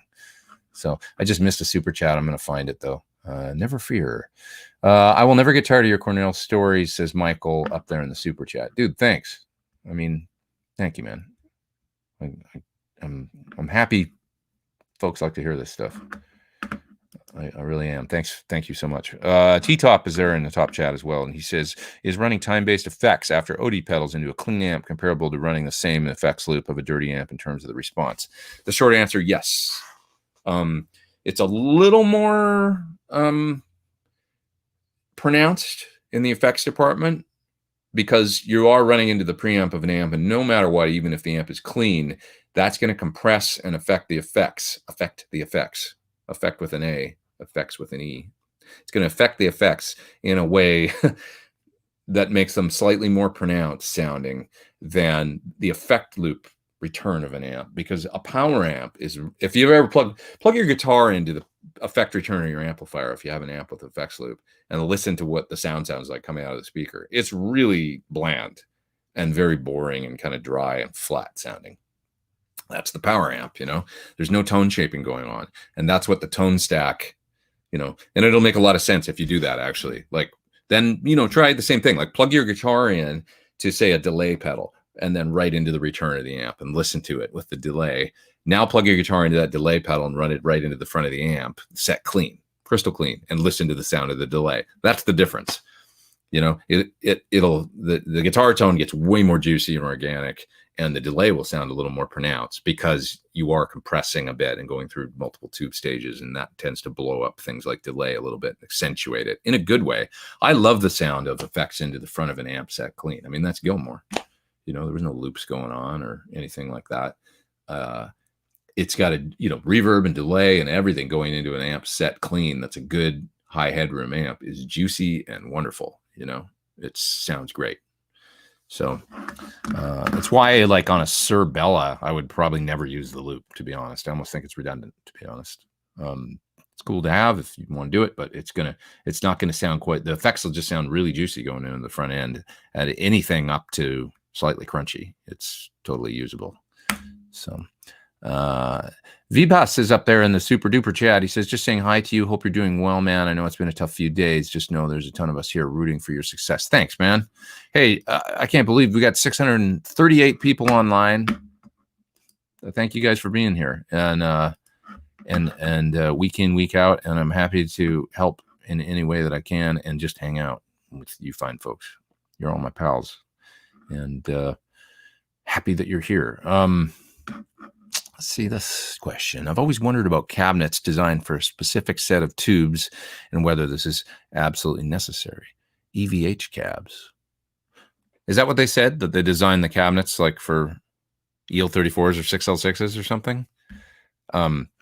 Hey, I mean, far be it from me to, I don't know. That could be, man. That they sell different cabinets for 6L6 or EL34. I'm not sure, but I've never heard that. Cabinets is just like because I've had my hand in designing some cabinets now for Sir and trying different ones and stuff. It's just a bit of a experimentation to me, where you try different sizes and different materials and different speakers, see what works with what. There's science involved with cabinets for sure, but it's a lot of just experimentation too, until you land on something that seems to groove, and there's also cosmetic, that's a huge consideration, I think. I mean, when we did this guy for that cabinet for the Sir PT15, I always just loved those Marshalls that they made for the 2061X that were the 212. And it also reminds me of when I was a kid, because my first external speaker cabinet or whatever, head and speaker cabinet was a Marshall MOSFET Lead 100, which was basically a JCM 800 with MOSFET, 100-watt MOSFET amp. And it had a 410 that was basically that size, probably pretty damn close to being that size. I had the slant version. But I don't know. That's just like a really fond memory for me of getting my first Marshall, even though it was a solid state one. It's still actually, I remember it sounding good. I've almost bought one multiple times because I would love to hear it again and play through it and go, and mess with it, maybe mod it or something just for fun. But so there's a bit of nostalgia involved in that cabinet. Also, it's just a really functional, relatively compact cabinet that's easy to move around and stuff. Sounds great. So there's a lot of things that come into play, I think, with cabinet designs. Can you give us tips for noob session players? Be ready to modify your approach is probably the most important thing. Go in with a great attitude, be nice, easygoing, and then if they ask for something different, just don't fight it. Just go with it and try different ideas and don't take it personally. That's probably the most important thing. Have, a bunch of things in your arsenal, bag of tricks, and what if I try this? What if I try this? If they're not grooving on what you're doing, don't be afraid to completely change the approach and try something slightly different, guitar wise, tone wise, part wise, everything, just be versatile and easygoing. And even if you end up, they'll remember you for that as being really easy to work with. That's about the most important thing, is to be easy to work with. So show up on time. I still struggle with that. You guys know I was late today. Do as I say, not as I do. L. Scott Music, Lauren says, noob session players should watch Pete's So You Want to Be a Pro Musician YouTube series. I agree. There's some good things that I've gone over there that, I'd just be being redundant by doing it here. Rotal Music is taking off. He says, bye, dudes. See you, man. Take it easy. I'm going to hang around for another at least 20 minutes or 30 minutes, something like that. I'm hungry, though, so I'm going to eat a piece of my pumpkin cake that I have here. Delicious. Okay. Great question from David Sparrow. Does the wooden construction of the cabinet make much difference, or is it more of the speaker? It's both. It's definitely both. Whether a speaker's front-loaded or rear-loaded in a cabinet, how it's mounted, major impact on the tone. Probably as big a difference as if it's a greenback or V30. So the construction matters, the volume of the cabinet, the depth of the cabinet, all that stuff affects the tone for sure. What setup for live performance? Wet, dry, mono, stereo, separate, clean, and dirty amps. There's no right or wrong way. Whatever works. I mean, I can think of great examples of every single, wet, dry. You've got Eddie Van Halen, and Steve Stevens, and Larry Carlton, and Mike Landau, and doing it in a different way. Scott Henderson doing wet, dry in a different way than each other. So there's varieties of wet, dry. Mono. The Eagles, right? Joe Walsh and those guys never play in stereo or any of this stuff. They use small amps, and think of the tones on Hotel California or Life in the Fast Lane, or great little amps with a few pedals in the front end maybe, and cool guitars, and it's epic in its own way. Stereo, a lot of rigs. Eddie Van Halen circa 1984, we were talking about this the other day, loaded down amps, then running, load resistor, then running into the effects into a power amp, an H&H power amp stereo. No wet dry going on. And that was a great era of tone, right? 5150 in 1984, and, great sounds. Other stereo rigs, I mean, Steve Lukather, the way he runs his rig now, way I run my rig, I mean, I run in stereo if I can. The last tour I was just mono, but if I can, I would use 2 amps in stereo with some pedals in front, effects in the loops. That's been my rig for a long time, since about 2011. Separate, clean, and dirty amps. Billy Duffy from The Cult. I think of him because I just think Marshall and JC120, those two polar opposite types of amplifiers that sounded great for his music. The rock Marshall sound, and then the JC120 for the clean stuff, with the Cult. Some other folks that do that. Well, Alex Lifeson with a completely different way of doing it, where he's got dirty amps, and he's got a dirty amp and a clean amp, and they're both on, and then he's blending. For a blended sound that's got articulation and also the distortion he wants. That's the way he ran around, Grace Under Pressure and Signals, and I think even, Moving Pictures, and those rigs were clean and dirty amps. As far as I know, that's what I understand. His rig is a little elusive to me still, but I find it really fascinating that they were doing that, mixing the 2 amps. It makes a lot of sense if you're thinking about Rush guitar sounds. Bobby Valdez is up there in the top chat, and he says, what is the difference in sound between a front-loaded and rear-loaded speaker cabinet? I don't know how to articulate it right now. I've just heard it and tried it. And, like, for instance, I think, I don't want to misquote here. I think the Sir cabinets are front-loaded, the 112s, and I should do a video on this, actually. And the Bogner is rear-loaded, I think. It's a bit more like a little more like a Marshall cabinet, the 112, and they have very different sound. I don't know how to describe it though right now. I should probably just mic the amp or put a mic in the room and show you what it sounds like. I'm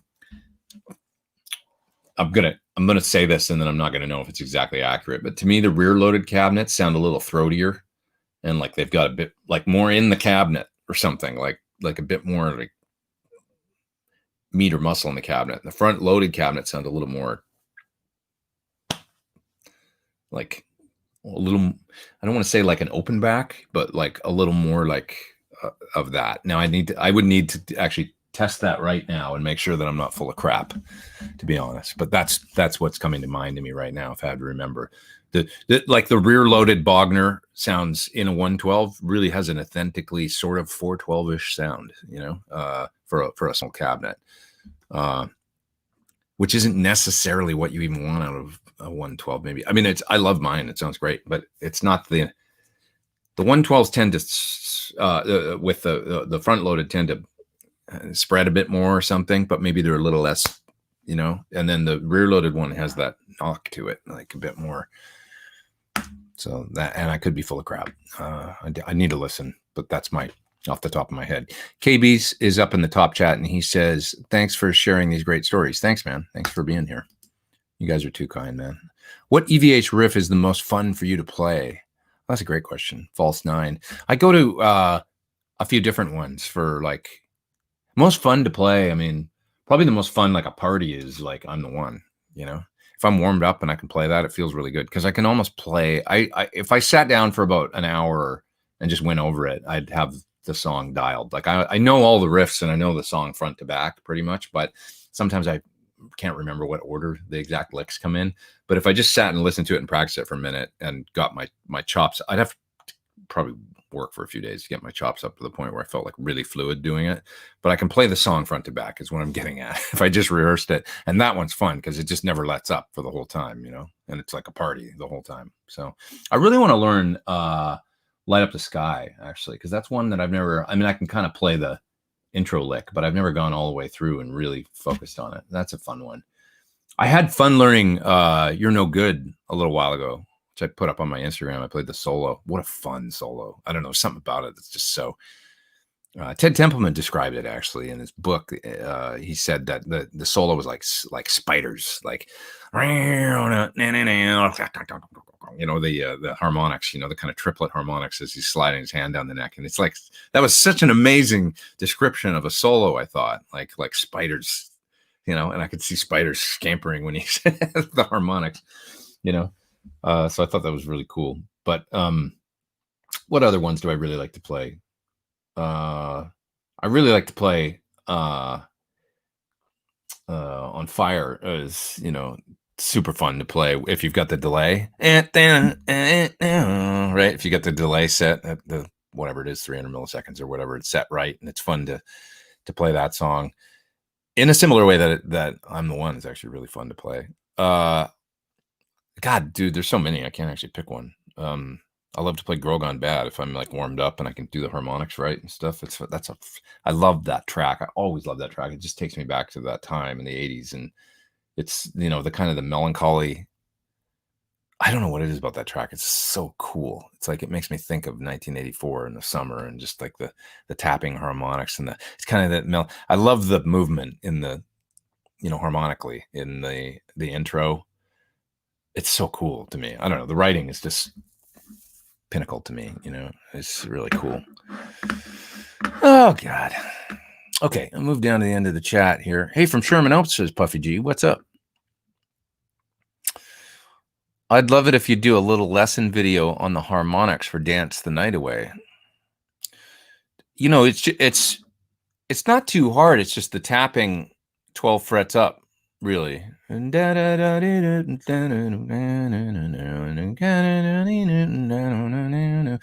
just have to find the chord shapes down an octave and then tap up the octave. And when you tap, you just have to tap, make sure you like it's the that's that.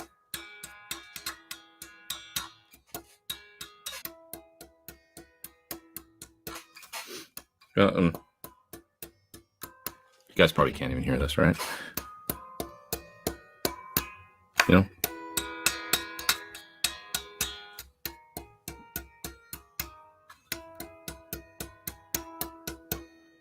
Right? Can you guys hear that at all? Like, if you can hear it at all, you'll know what I mean. That's about how loud it comes out. But when you go, that song. I know this isn't the song you asked about, but I'm doing this. I know this one, so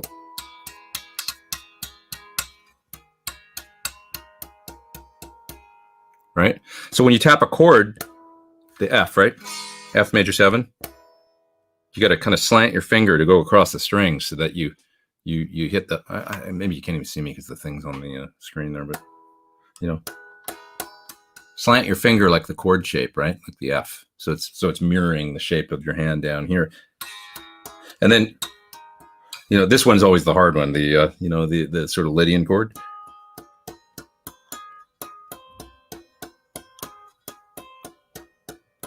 Because you got to make that jump. Anyway, I love that stuff so much. But yeah, just tap 12 frets up, and you have to have that really accurate, right on the fret tap, and it'll pop out. So enough to get what you're teaching, says Lauren. Good, cool, yeah. I have no idea what I'm hearing, says my knees hurt. Okay, well, just to explain it more, you guys. Okay, so if you're, you know, you guys, some of you probably know, but you know, if you tap 12 frets up from, right? So I'm holding a chord shape here, tapping 12 frets up, right? Holding the shape, and then you hit right on top of the metal of the fret. And the harmonic pops out.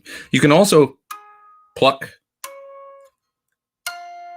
right? So what I'm doing there is I got my finger on top of the fret, not pushing down, but on top of the metal, and then I'm using my nail on my, here, let me get this off the screen. Sorry. Lauren says, thank you. If I do that, it'll be easier to see. Spanish fly, somebody says. Right? Can you see how it's hard to see, but I've got my thumb. See where my thumb is? And it's plucking the string using my nail. Right? And the harmonics are going to pop out. So you can do this anywhere. Right? Well, Ed would just tap. Right? And it's just you just have to kind of master it between the two hands. But, you know.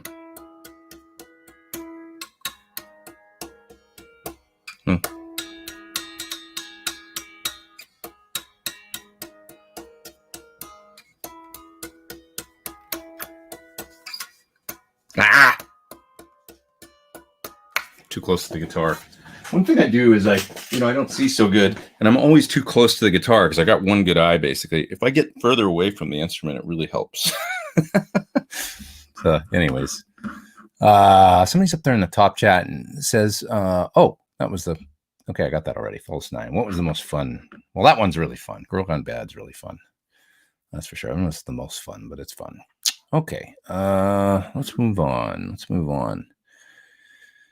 Tapping the notes of the chord a full octave up, so the same notes as the chord up an octave. Yes, thanks for the explanation, says Manny Shirt. That's exactly it. Yeah, always wondered how that was done, says Ben Coombs. That's how you do it. Yeah, it's not really that tough once you get it. You just got to get it accurate with you know, your finger. By the way, I do this without thinking. I know Eddie tapped different, but when I'm playing with a pick and holding it with my thumb and first finger, when I go to tap, always just do this, and it's strange because everybody does this different, but I hold the pick like this, and then it goes here, and I just go with my first finger, right? You know, like that. And my finger I pull down, and I think Ed actually pulls up. I've seen like how he does it. He does it different. He's got, you know, it's however he got used to doing it. But the pick automatically, and I do not think about it, goes in the joint of my second finger like that when I'm doing this stuff. And right. Because then you're going to go,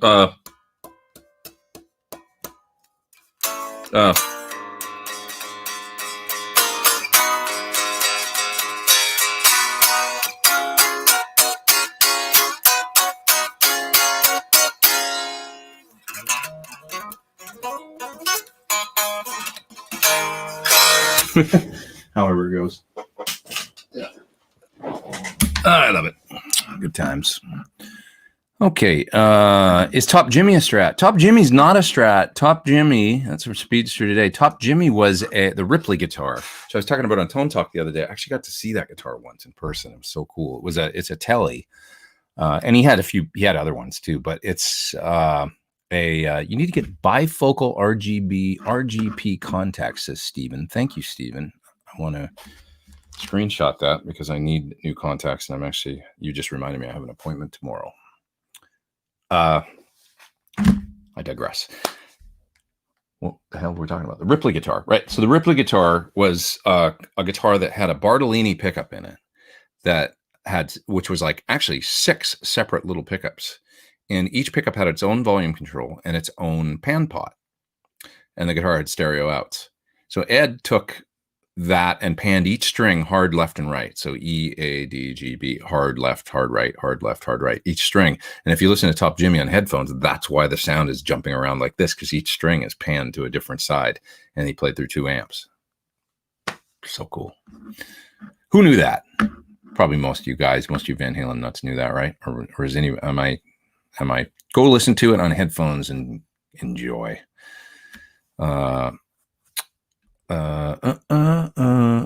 Let's see. Chris Cam says, whereabouts do you find the EVH gain on the PT100? With my Thornbuckers, I feel it's only around 4. It depends on how your hands feel that day, you know? Depends. I usually have mine channel 2 set on 5. If I was playing with, more like when I was playing with Don Henley or something, I set it lower, like 3.5. But I really like it on 5 or 6. And then it depends on the amount of volume you got going and all that stuff too, and your guitar. Yeah. Eddie used the Ripley on Blood and Fire off of A Different Kind of Truth. Did he? I didn't know that. It makes sense though. It's a similar song, sort of. Not really, I guess. I love that song, actually. I think that's my favorite song on that record. Great solo on that. Really, really cool. Your favorite EVH riff, if you were to play any EVH song, what would it be? Geez, we just sort of talk about that. And I don't know. It's too hard to, it's too hard to pick one, but some of the ones I was just talking about are some of my favorites. I mean, I love Women in Love and that whole, the movement of the way it's just great songwriting to me.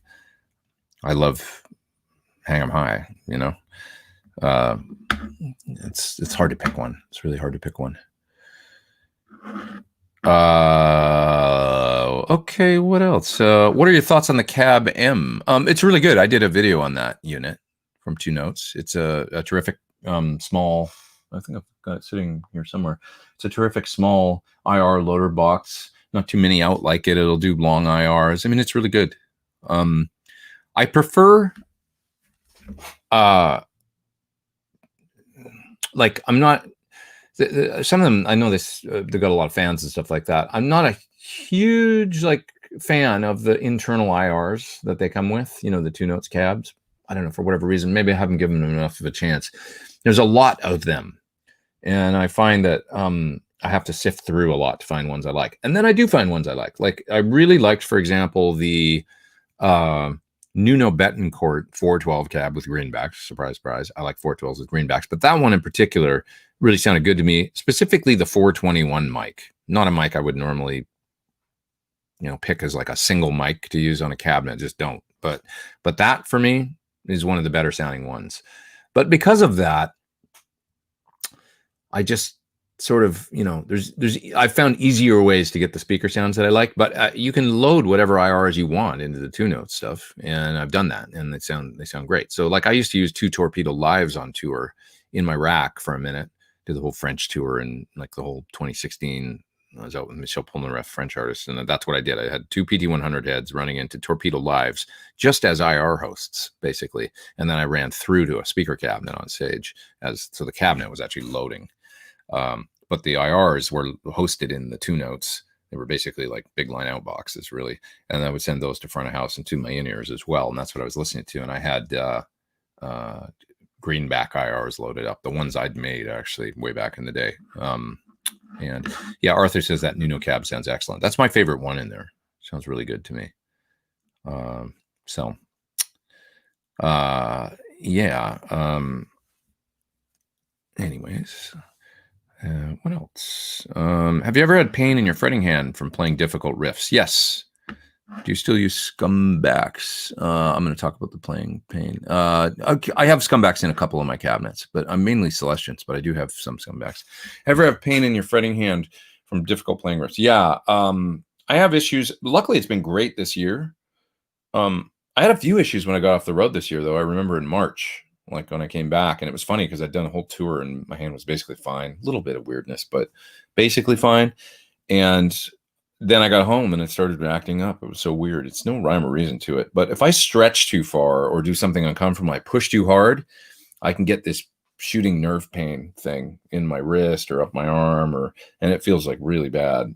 So I have to be careful to warm up. Warming up is really important, I find. Just playing and warming up and then not getting on stage cold and being too aggressive, that screws me up. And I have to just keep the touch light. It's important for me. That's the main thing. So I think I have like I think I'm just kind of built slight. Like I don't have there's not a lot of space going on in the carpal tunnel there. I don't think. I'm not like big wrists or anything like that. And I think everything's kind of crammed in through my elbow, and it's cracking right now. I can hear it. It's like, nerves passing through here, here. It all seems to, act up a little bit. Yeah, carpal tunnel syndrome, says Jazzy Girl. Yeah, a little bit. And if it hurts when you're playing, then stop playing, says Steve Morris, not Morse. Yeah, exactly. You just have to be careful. Warm up, stretches. The one thing I found that I remember really helping was going to for a minute a sports medicine therapist that gave me some stretches. And I don't want to recommend any in particular because you should get them from a sports medicine therapist. But it was things like, my friend John Button does this as well. He puts his hand on a wall, like imagine a flat wall, and then he kind of stretches, and those kinds of things can help to kind of get you. It feels good right now. Actually, I'm not like pushing too hard, but just stretching like a little bit like this, and then like that. I should do this more often. This feels good, actually. That kind of thing. Yeah, I think Petrucci does some of these in his video way back in the day, in the early 90s. But just kind of stretching, warming up seems to help. Getting the blood flowing is the main thing for me. The main problems I have is right at the beginning of playing. I keep stressing that, but like if I don't warm up, it's the beginning. And if I try and do anything too crazy, if I warm up and the blood gets going in there, I seem fine after like 20 minutes. So just kind of starting slow. I can't pick up a guitar and just wail. I need to warm up into it every time. I just have to. So drink water, says Lauren. That's probably important. I'm probably dehydrated a lot of the times. I drink too much damn coffee and not enough,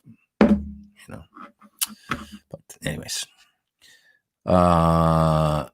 Pete, have you listened to the session on air? Christian Hand on IG plays stems from a wide variety of tunes. The Van Halen was amazing. That's cool. I haven't heard that.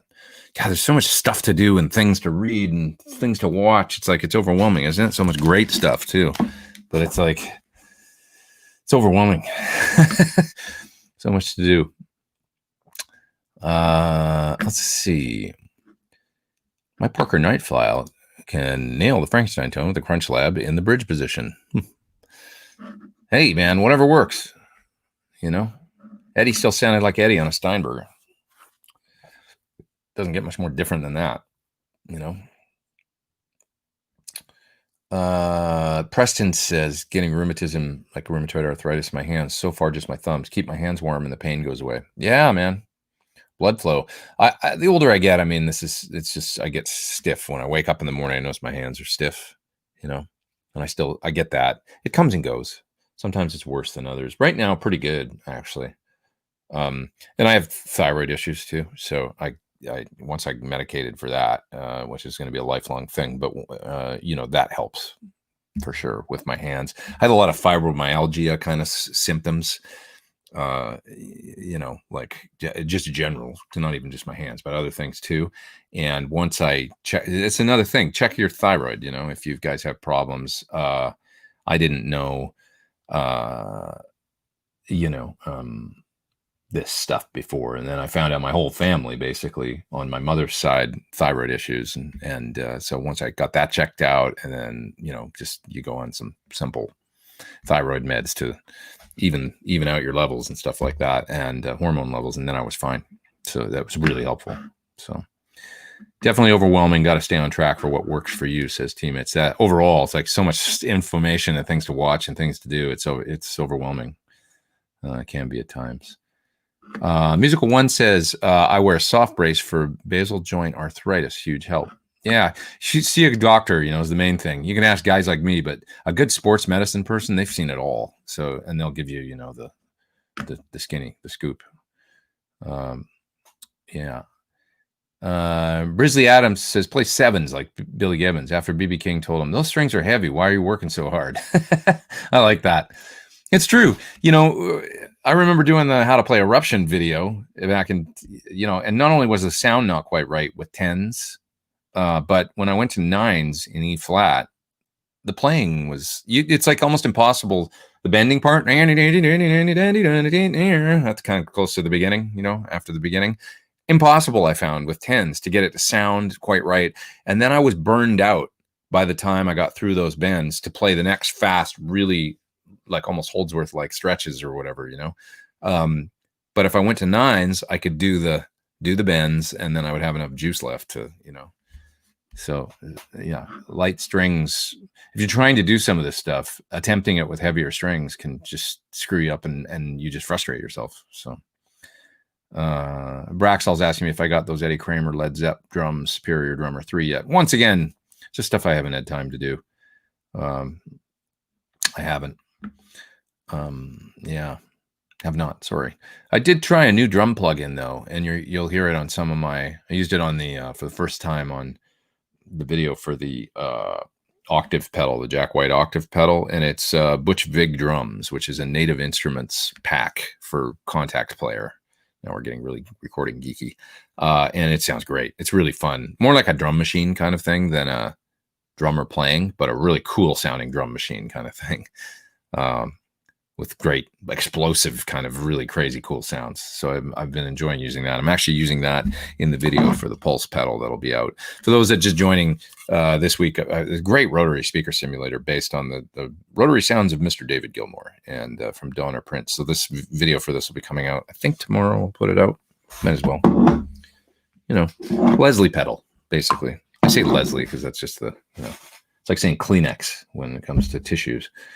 They've successfully, the brand is synonymous with the thing. Mike was asking how I know Chris Cornell. Yeah, I played guitar in his band for 3 years, and then we stayed friends after that until he passed away, and did a little more work together over the years. Originally, I met him through, it was an audition process. Just one of those things you need to be present in a music town to do. Still, you can do a lot on the internet, but if you're physically present in a music city, there's opportunities that are going to be there that just don't present themselves still to this day. I think that's why we pay the rent in LA or whatever, pay the mortgage, pay the rent, whatever it is, we make that sacrifice to live here.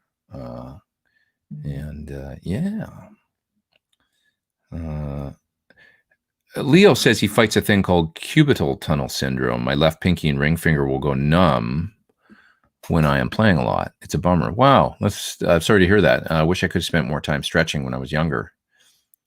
Well, I wonder, does anything help? Any inflammatories or any kind of massage therapy, or is there anything you can do? I wonder. I know don't they share a tendon, the third and fourth finger, I think. So it must be getting pinched in there or something. I wonder if you can get any kind of, like, if worse comes to worse, a surgery or something, which can be successful. There's always a recovery, I guess. But seems like I don't hear a lot about like a carpal tunnel surgery and then there being like lasting, lingering problems after that, or like it's a scary thing to get done, but I don't hear about there being big issues afterwards. Generally speaking, I hear it seems like they're pretty successful, even though there's a recovery period and all that. So. Thomas says, hey, Pete, new glasses. These are just reading glasses. I'm actually going to go tomorrow to an eye doctor I haven't seen for a long, long time that was amazing and is semi-retired now. So I'm glad he's still working. But he really helped with my prescription because I have a really severe prescription, literally about a -12 in this eye and a -18 in this eye. So for folks that know, that's how, I'm blind as a bat. But he was able to get my vision to 20/25 in my left eye and 20/40 in my right eye, which is the eye that is kind of weak anyway. It doesn't really, it's a long story, but which had never happened before. So I'm going to go back and see him because I kind of drifted away from him over the years. And now he's a little bit expensive, but I'm just going to bite the bullet because I feel like my vision's been suffering. Kind of amazing if your vision isn't great, how much energy you expend throughout the day just trying to see things and read, and it's tiring, and the boost in energy I think you can get from when you can just see well and not be struggling all the time is pretty, it's important to remember, I think, because we learn how to just deal with stuff and then struggle, and that's no way to go through life. So Thomas from Sweden wants to look in and say hello. What's up? What else we got here? Anti-inflammatory meds help, but they kill your stomach, says Gary. Yeah, I know they can be hard on your, for those with problems out there, any kind of like non-steroidal anti-inflammatories can be pretty rough on the belly. That's true. Physical therapy will help. These folks know their stuff. Yep. Yeah. What else we got here? Broxall's asking about any kind of service for EVH. I don't know, to be honest. I know that's got to be very difficult during these times where it's probably a Zoom thing or something like that, and I bet they'll keep it close and family, I really don't. I haven't heard anything about that. Randip Dehesi is there. I'm sorry if I'm screwing up your name completely, man. I'm the worst with that. He says, hi, Pete, up there in the top chat. Got that up on there on the screen. He says, I have a single coil clean blues setup with pedals giving options. Any recommendations for a versatile humbucker guitar, from fatter cleans to exploring EVH if I'm brave enough? Been down an EVH YouTube rabbit hole.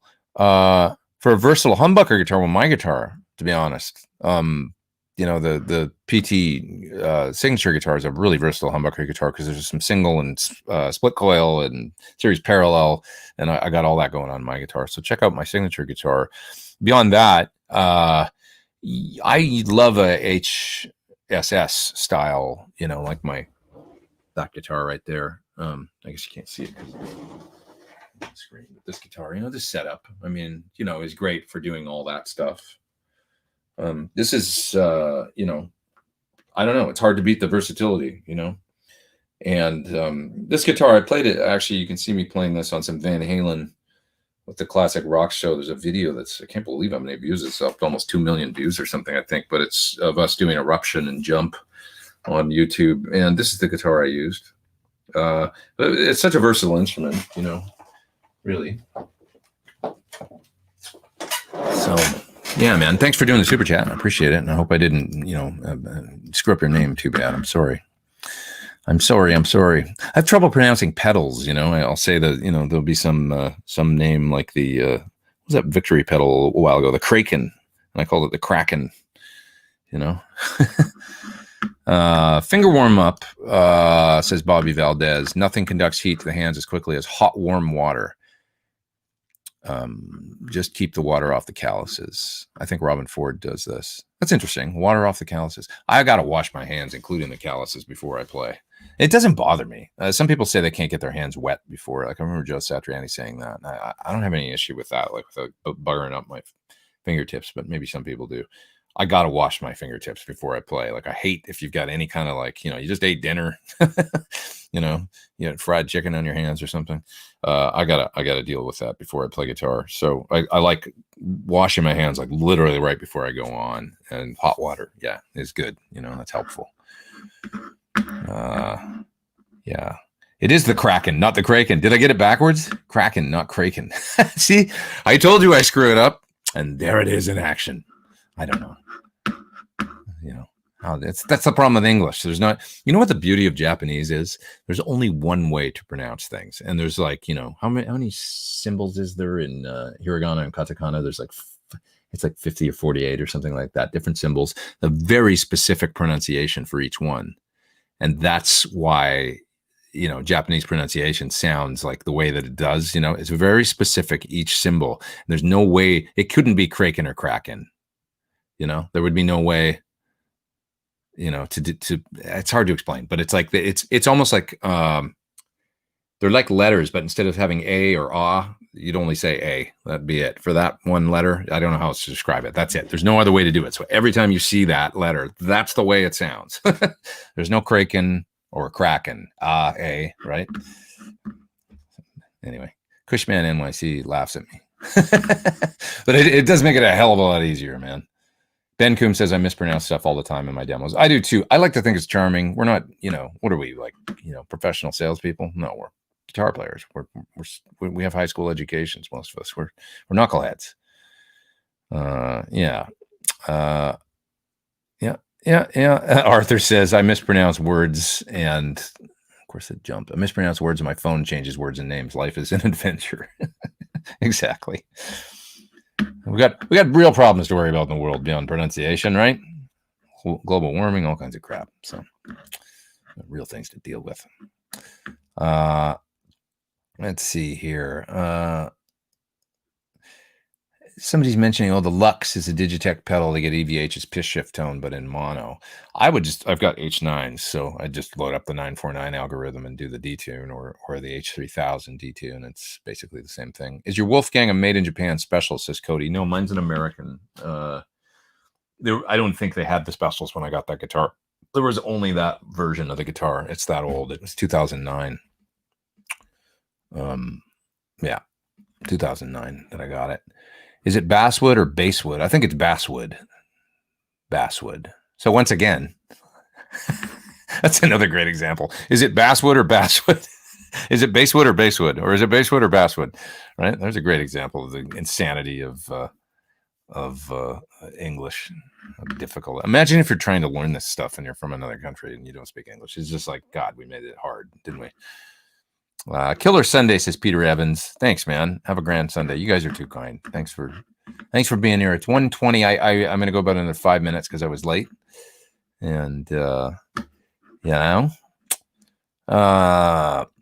Pete, do you like Gretsch White Falcons? I love them in theory. Gretsch guitar is one that I have never owned. Oops, I pushed the wrong thing there because it slipped so fast. You guys are quick in the chat. I've never owned a Gretsch. And one time I played one on stage, and this is probably part of why I've never owned one. I borrowed one to use for something, and the bridge wasn't pinned, and I laid into it a little too hard, and the whole bridge moved, and the whole guitar. I was like, oh my God, what happened? Like, it looks okay, but like the whole guitar just went out of tune. And I was like, this sucks. So if I got a Gretsch, it would have to be a pinned bridge Brian Setzer model or something that had all the mods done to it first, so it was super playable. Yeah.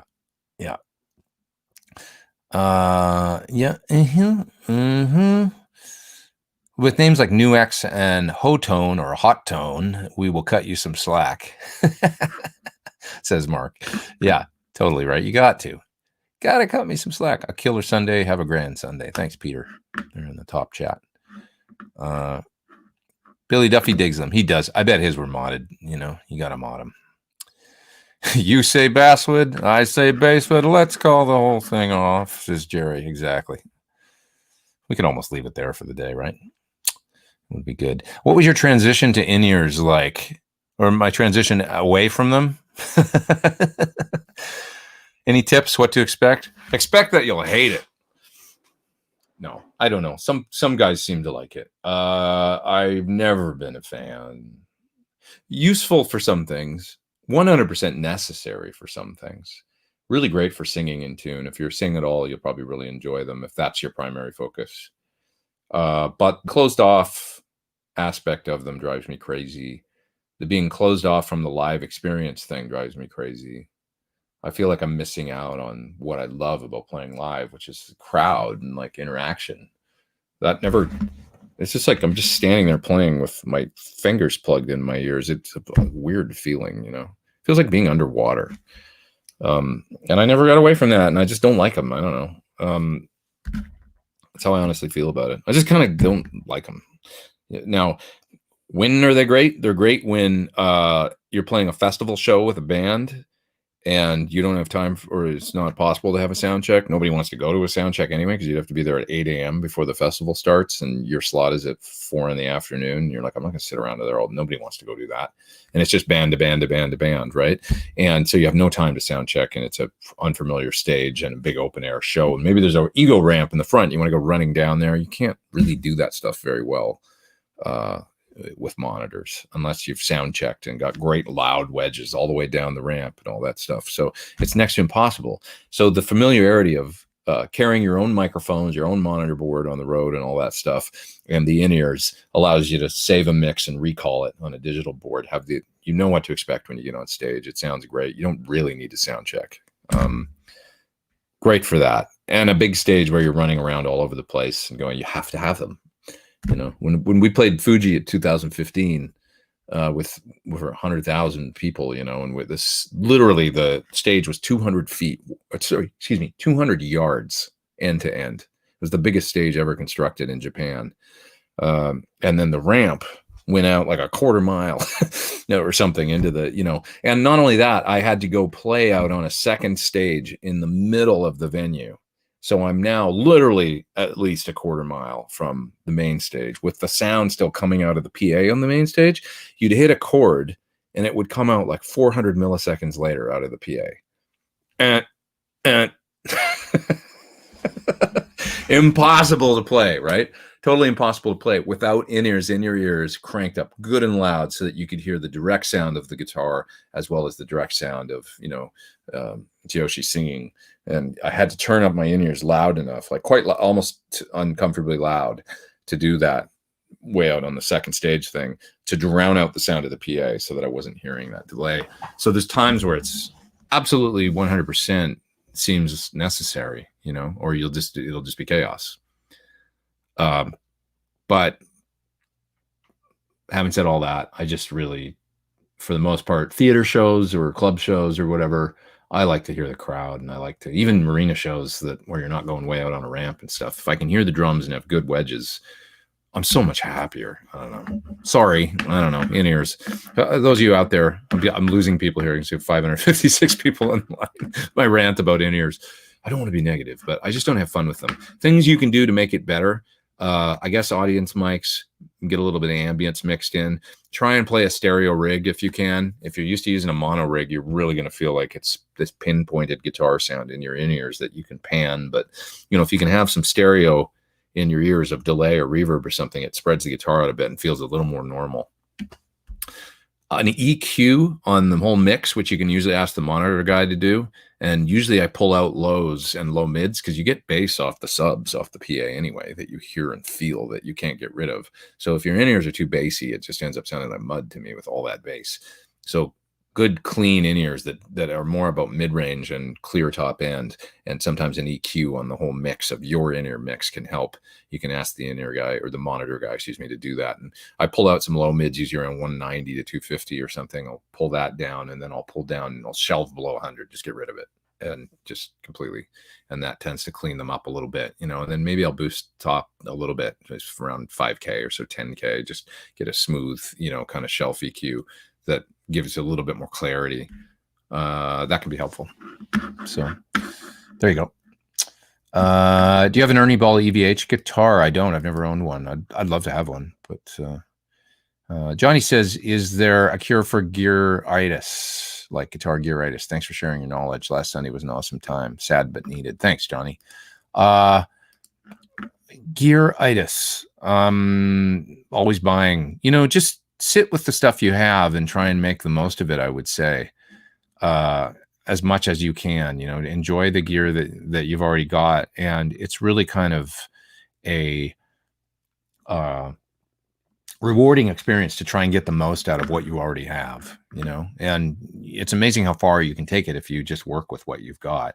We have the tools. I mean, the Helix, the Axe-Fx, any of these things are fantastic sounding units that if you really work them, you can make them sound great. Yeah, the rack gear back in the day sounded awesome and all that, but you know, it's like the stuff now. I mean, an Axe-Fx is so damn powerful, even just for effects. Forget the amp modeling. If you use it in the loop of an amp, there's nothing you can't do. I mean, does it really sound that much different doing pitch shift in an Axe-Fx than it does on an H3000? Once you're talking about putting it in a venue and stuff, it's like, I think you can kind of nail it, you know. And that's always my experience with the Axe-Fx, is I can nail, if I work hard at it, you know, the sounds that I need. I mean, I don't know that we ever need more tools, you know. So you have to go to the gig with the gear you've got, not the gear you want, says Stephen Turner. And luckily the gear most of us have these days is incredible, you know. We live in that golden age of guitar gear, honestly, where it's just like, you know, Evan Ward is up there in the super duper chat. Thanks, guys, for doing the super chat this week. He says, my strat is coming out of storage in honor of EPH. That's awesome. Awesome. Okay, well, it's about 1:27. I guess I should split. Once again, folks, next week, Peter Frampton. I'm going to read his book this week. And he's a fascinating guy. I'm telling you, I'm going to ask him stories. I'm going to read this and I'll know many more. But the times that I've hung out with Peter Frampton, which has been numerous times over the last 10 years or so, I'm going to ask him to tell his Bowie story about being kids and growing up with David, because that's fascinating. And his whole path to success is, Peter was in Humble Pie, and they actually had some success before Bowie ever hit and stuff. And then once Bowie started, and they were like, oh, good, David's got a single. That's cool. And then Bowie, of course, just, takes off and becomes, so I'm going to ask him to talk about, because he had a long, great friendship with David, and over the years, and even touring with him and stuff. So that's really fascinating. Also his, he's had these amazing interactions working with folks like Ringo Starr and stuff over the years. He's got so many great stories. And his whole career path is just really fascinating. And he's still just such a wonderful guitar player. I saw him a few years ago play an acoustic show in Thousand Oaks, I think, not too far from LA. And it was so good, And his voice is just still so stellar and everything. And he just, I don't know, he's a wonderful, wonderful guy, wonderful storyteller with tons of great stuff to share. So I can't wait to have him on the show next week. It's going to be a real honor. And check out his book if you haven't. You can order this on Amazon and all the usual suspects places to get books. I'm sure Barnes and Noble and all those spots will have it. And a great picture there on the back cover. That is just epic, right? Thanks again, Ben Coombs, for being here, for moderating for me. And check out Ben's show Monday nights on his channel. And you guys just rock on. Have yourself an amazing week, and appreciate you so much. Appreciate you being here. And thanks for knocking me into the 200 subscriber zone. On to 250. I don't know. Okay, everybody have a great week. I'm going to get to work. I was working, but it didn't feel like working. This doesn't feel like work. I'm going to start making videos is what I mean. Okay.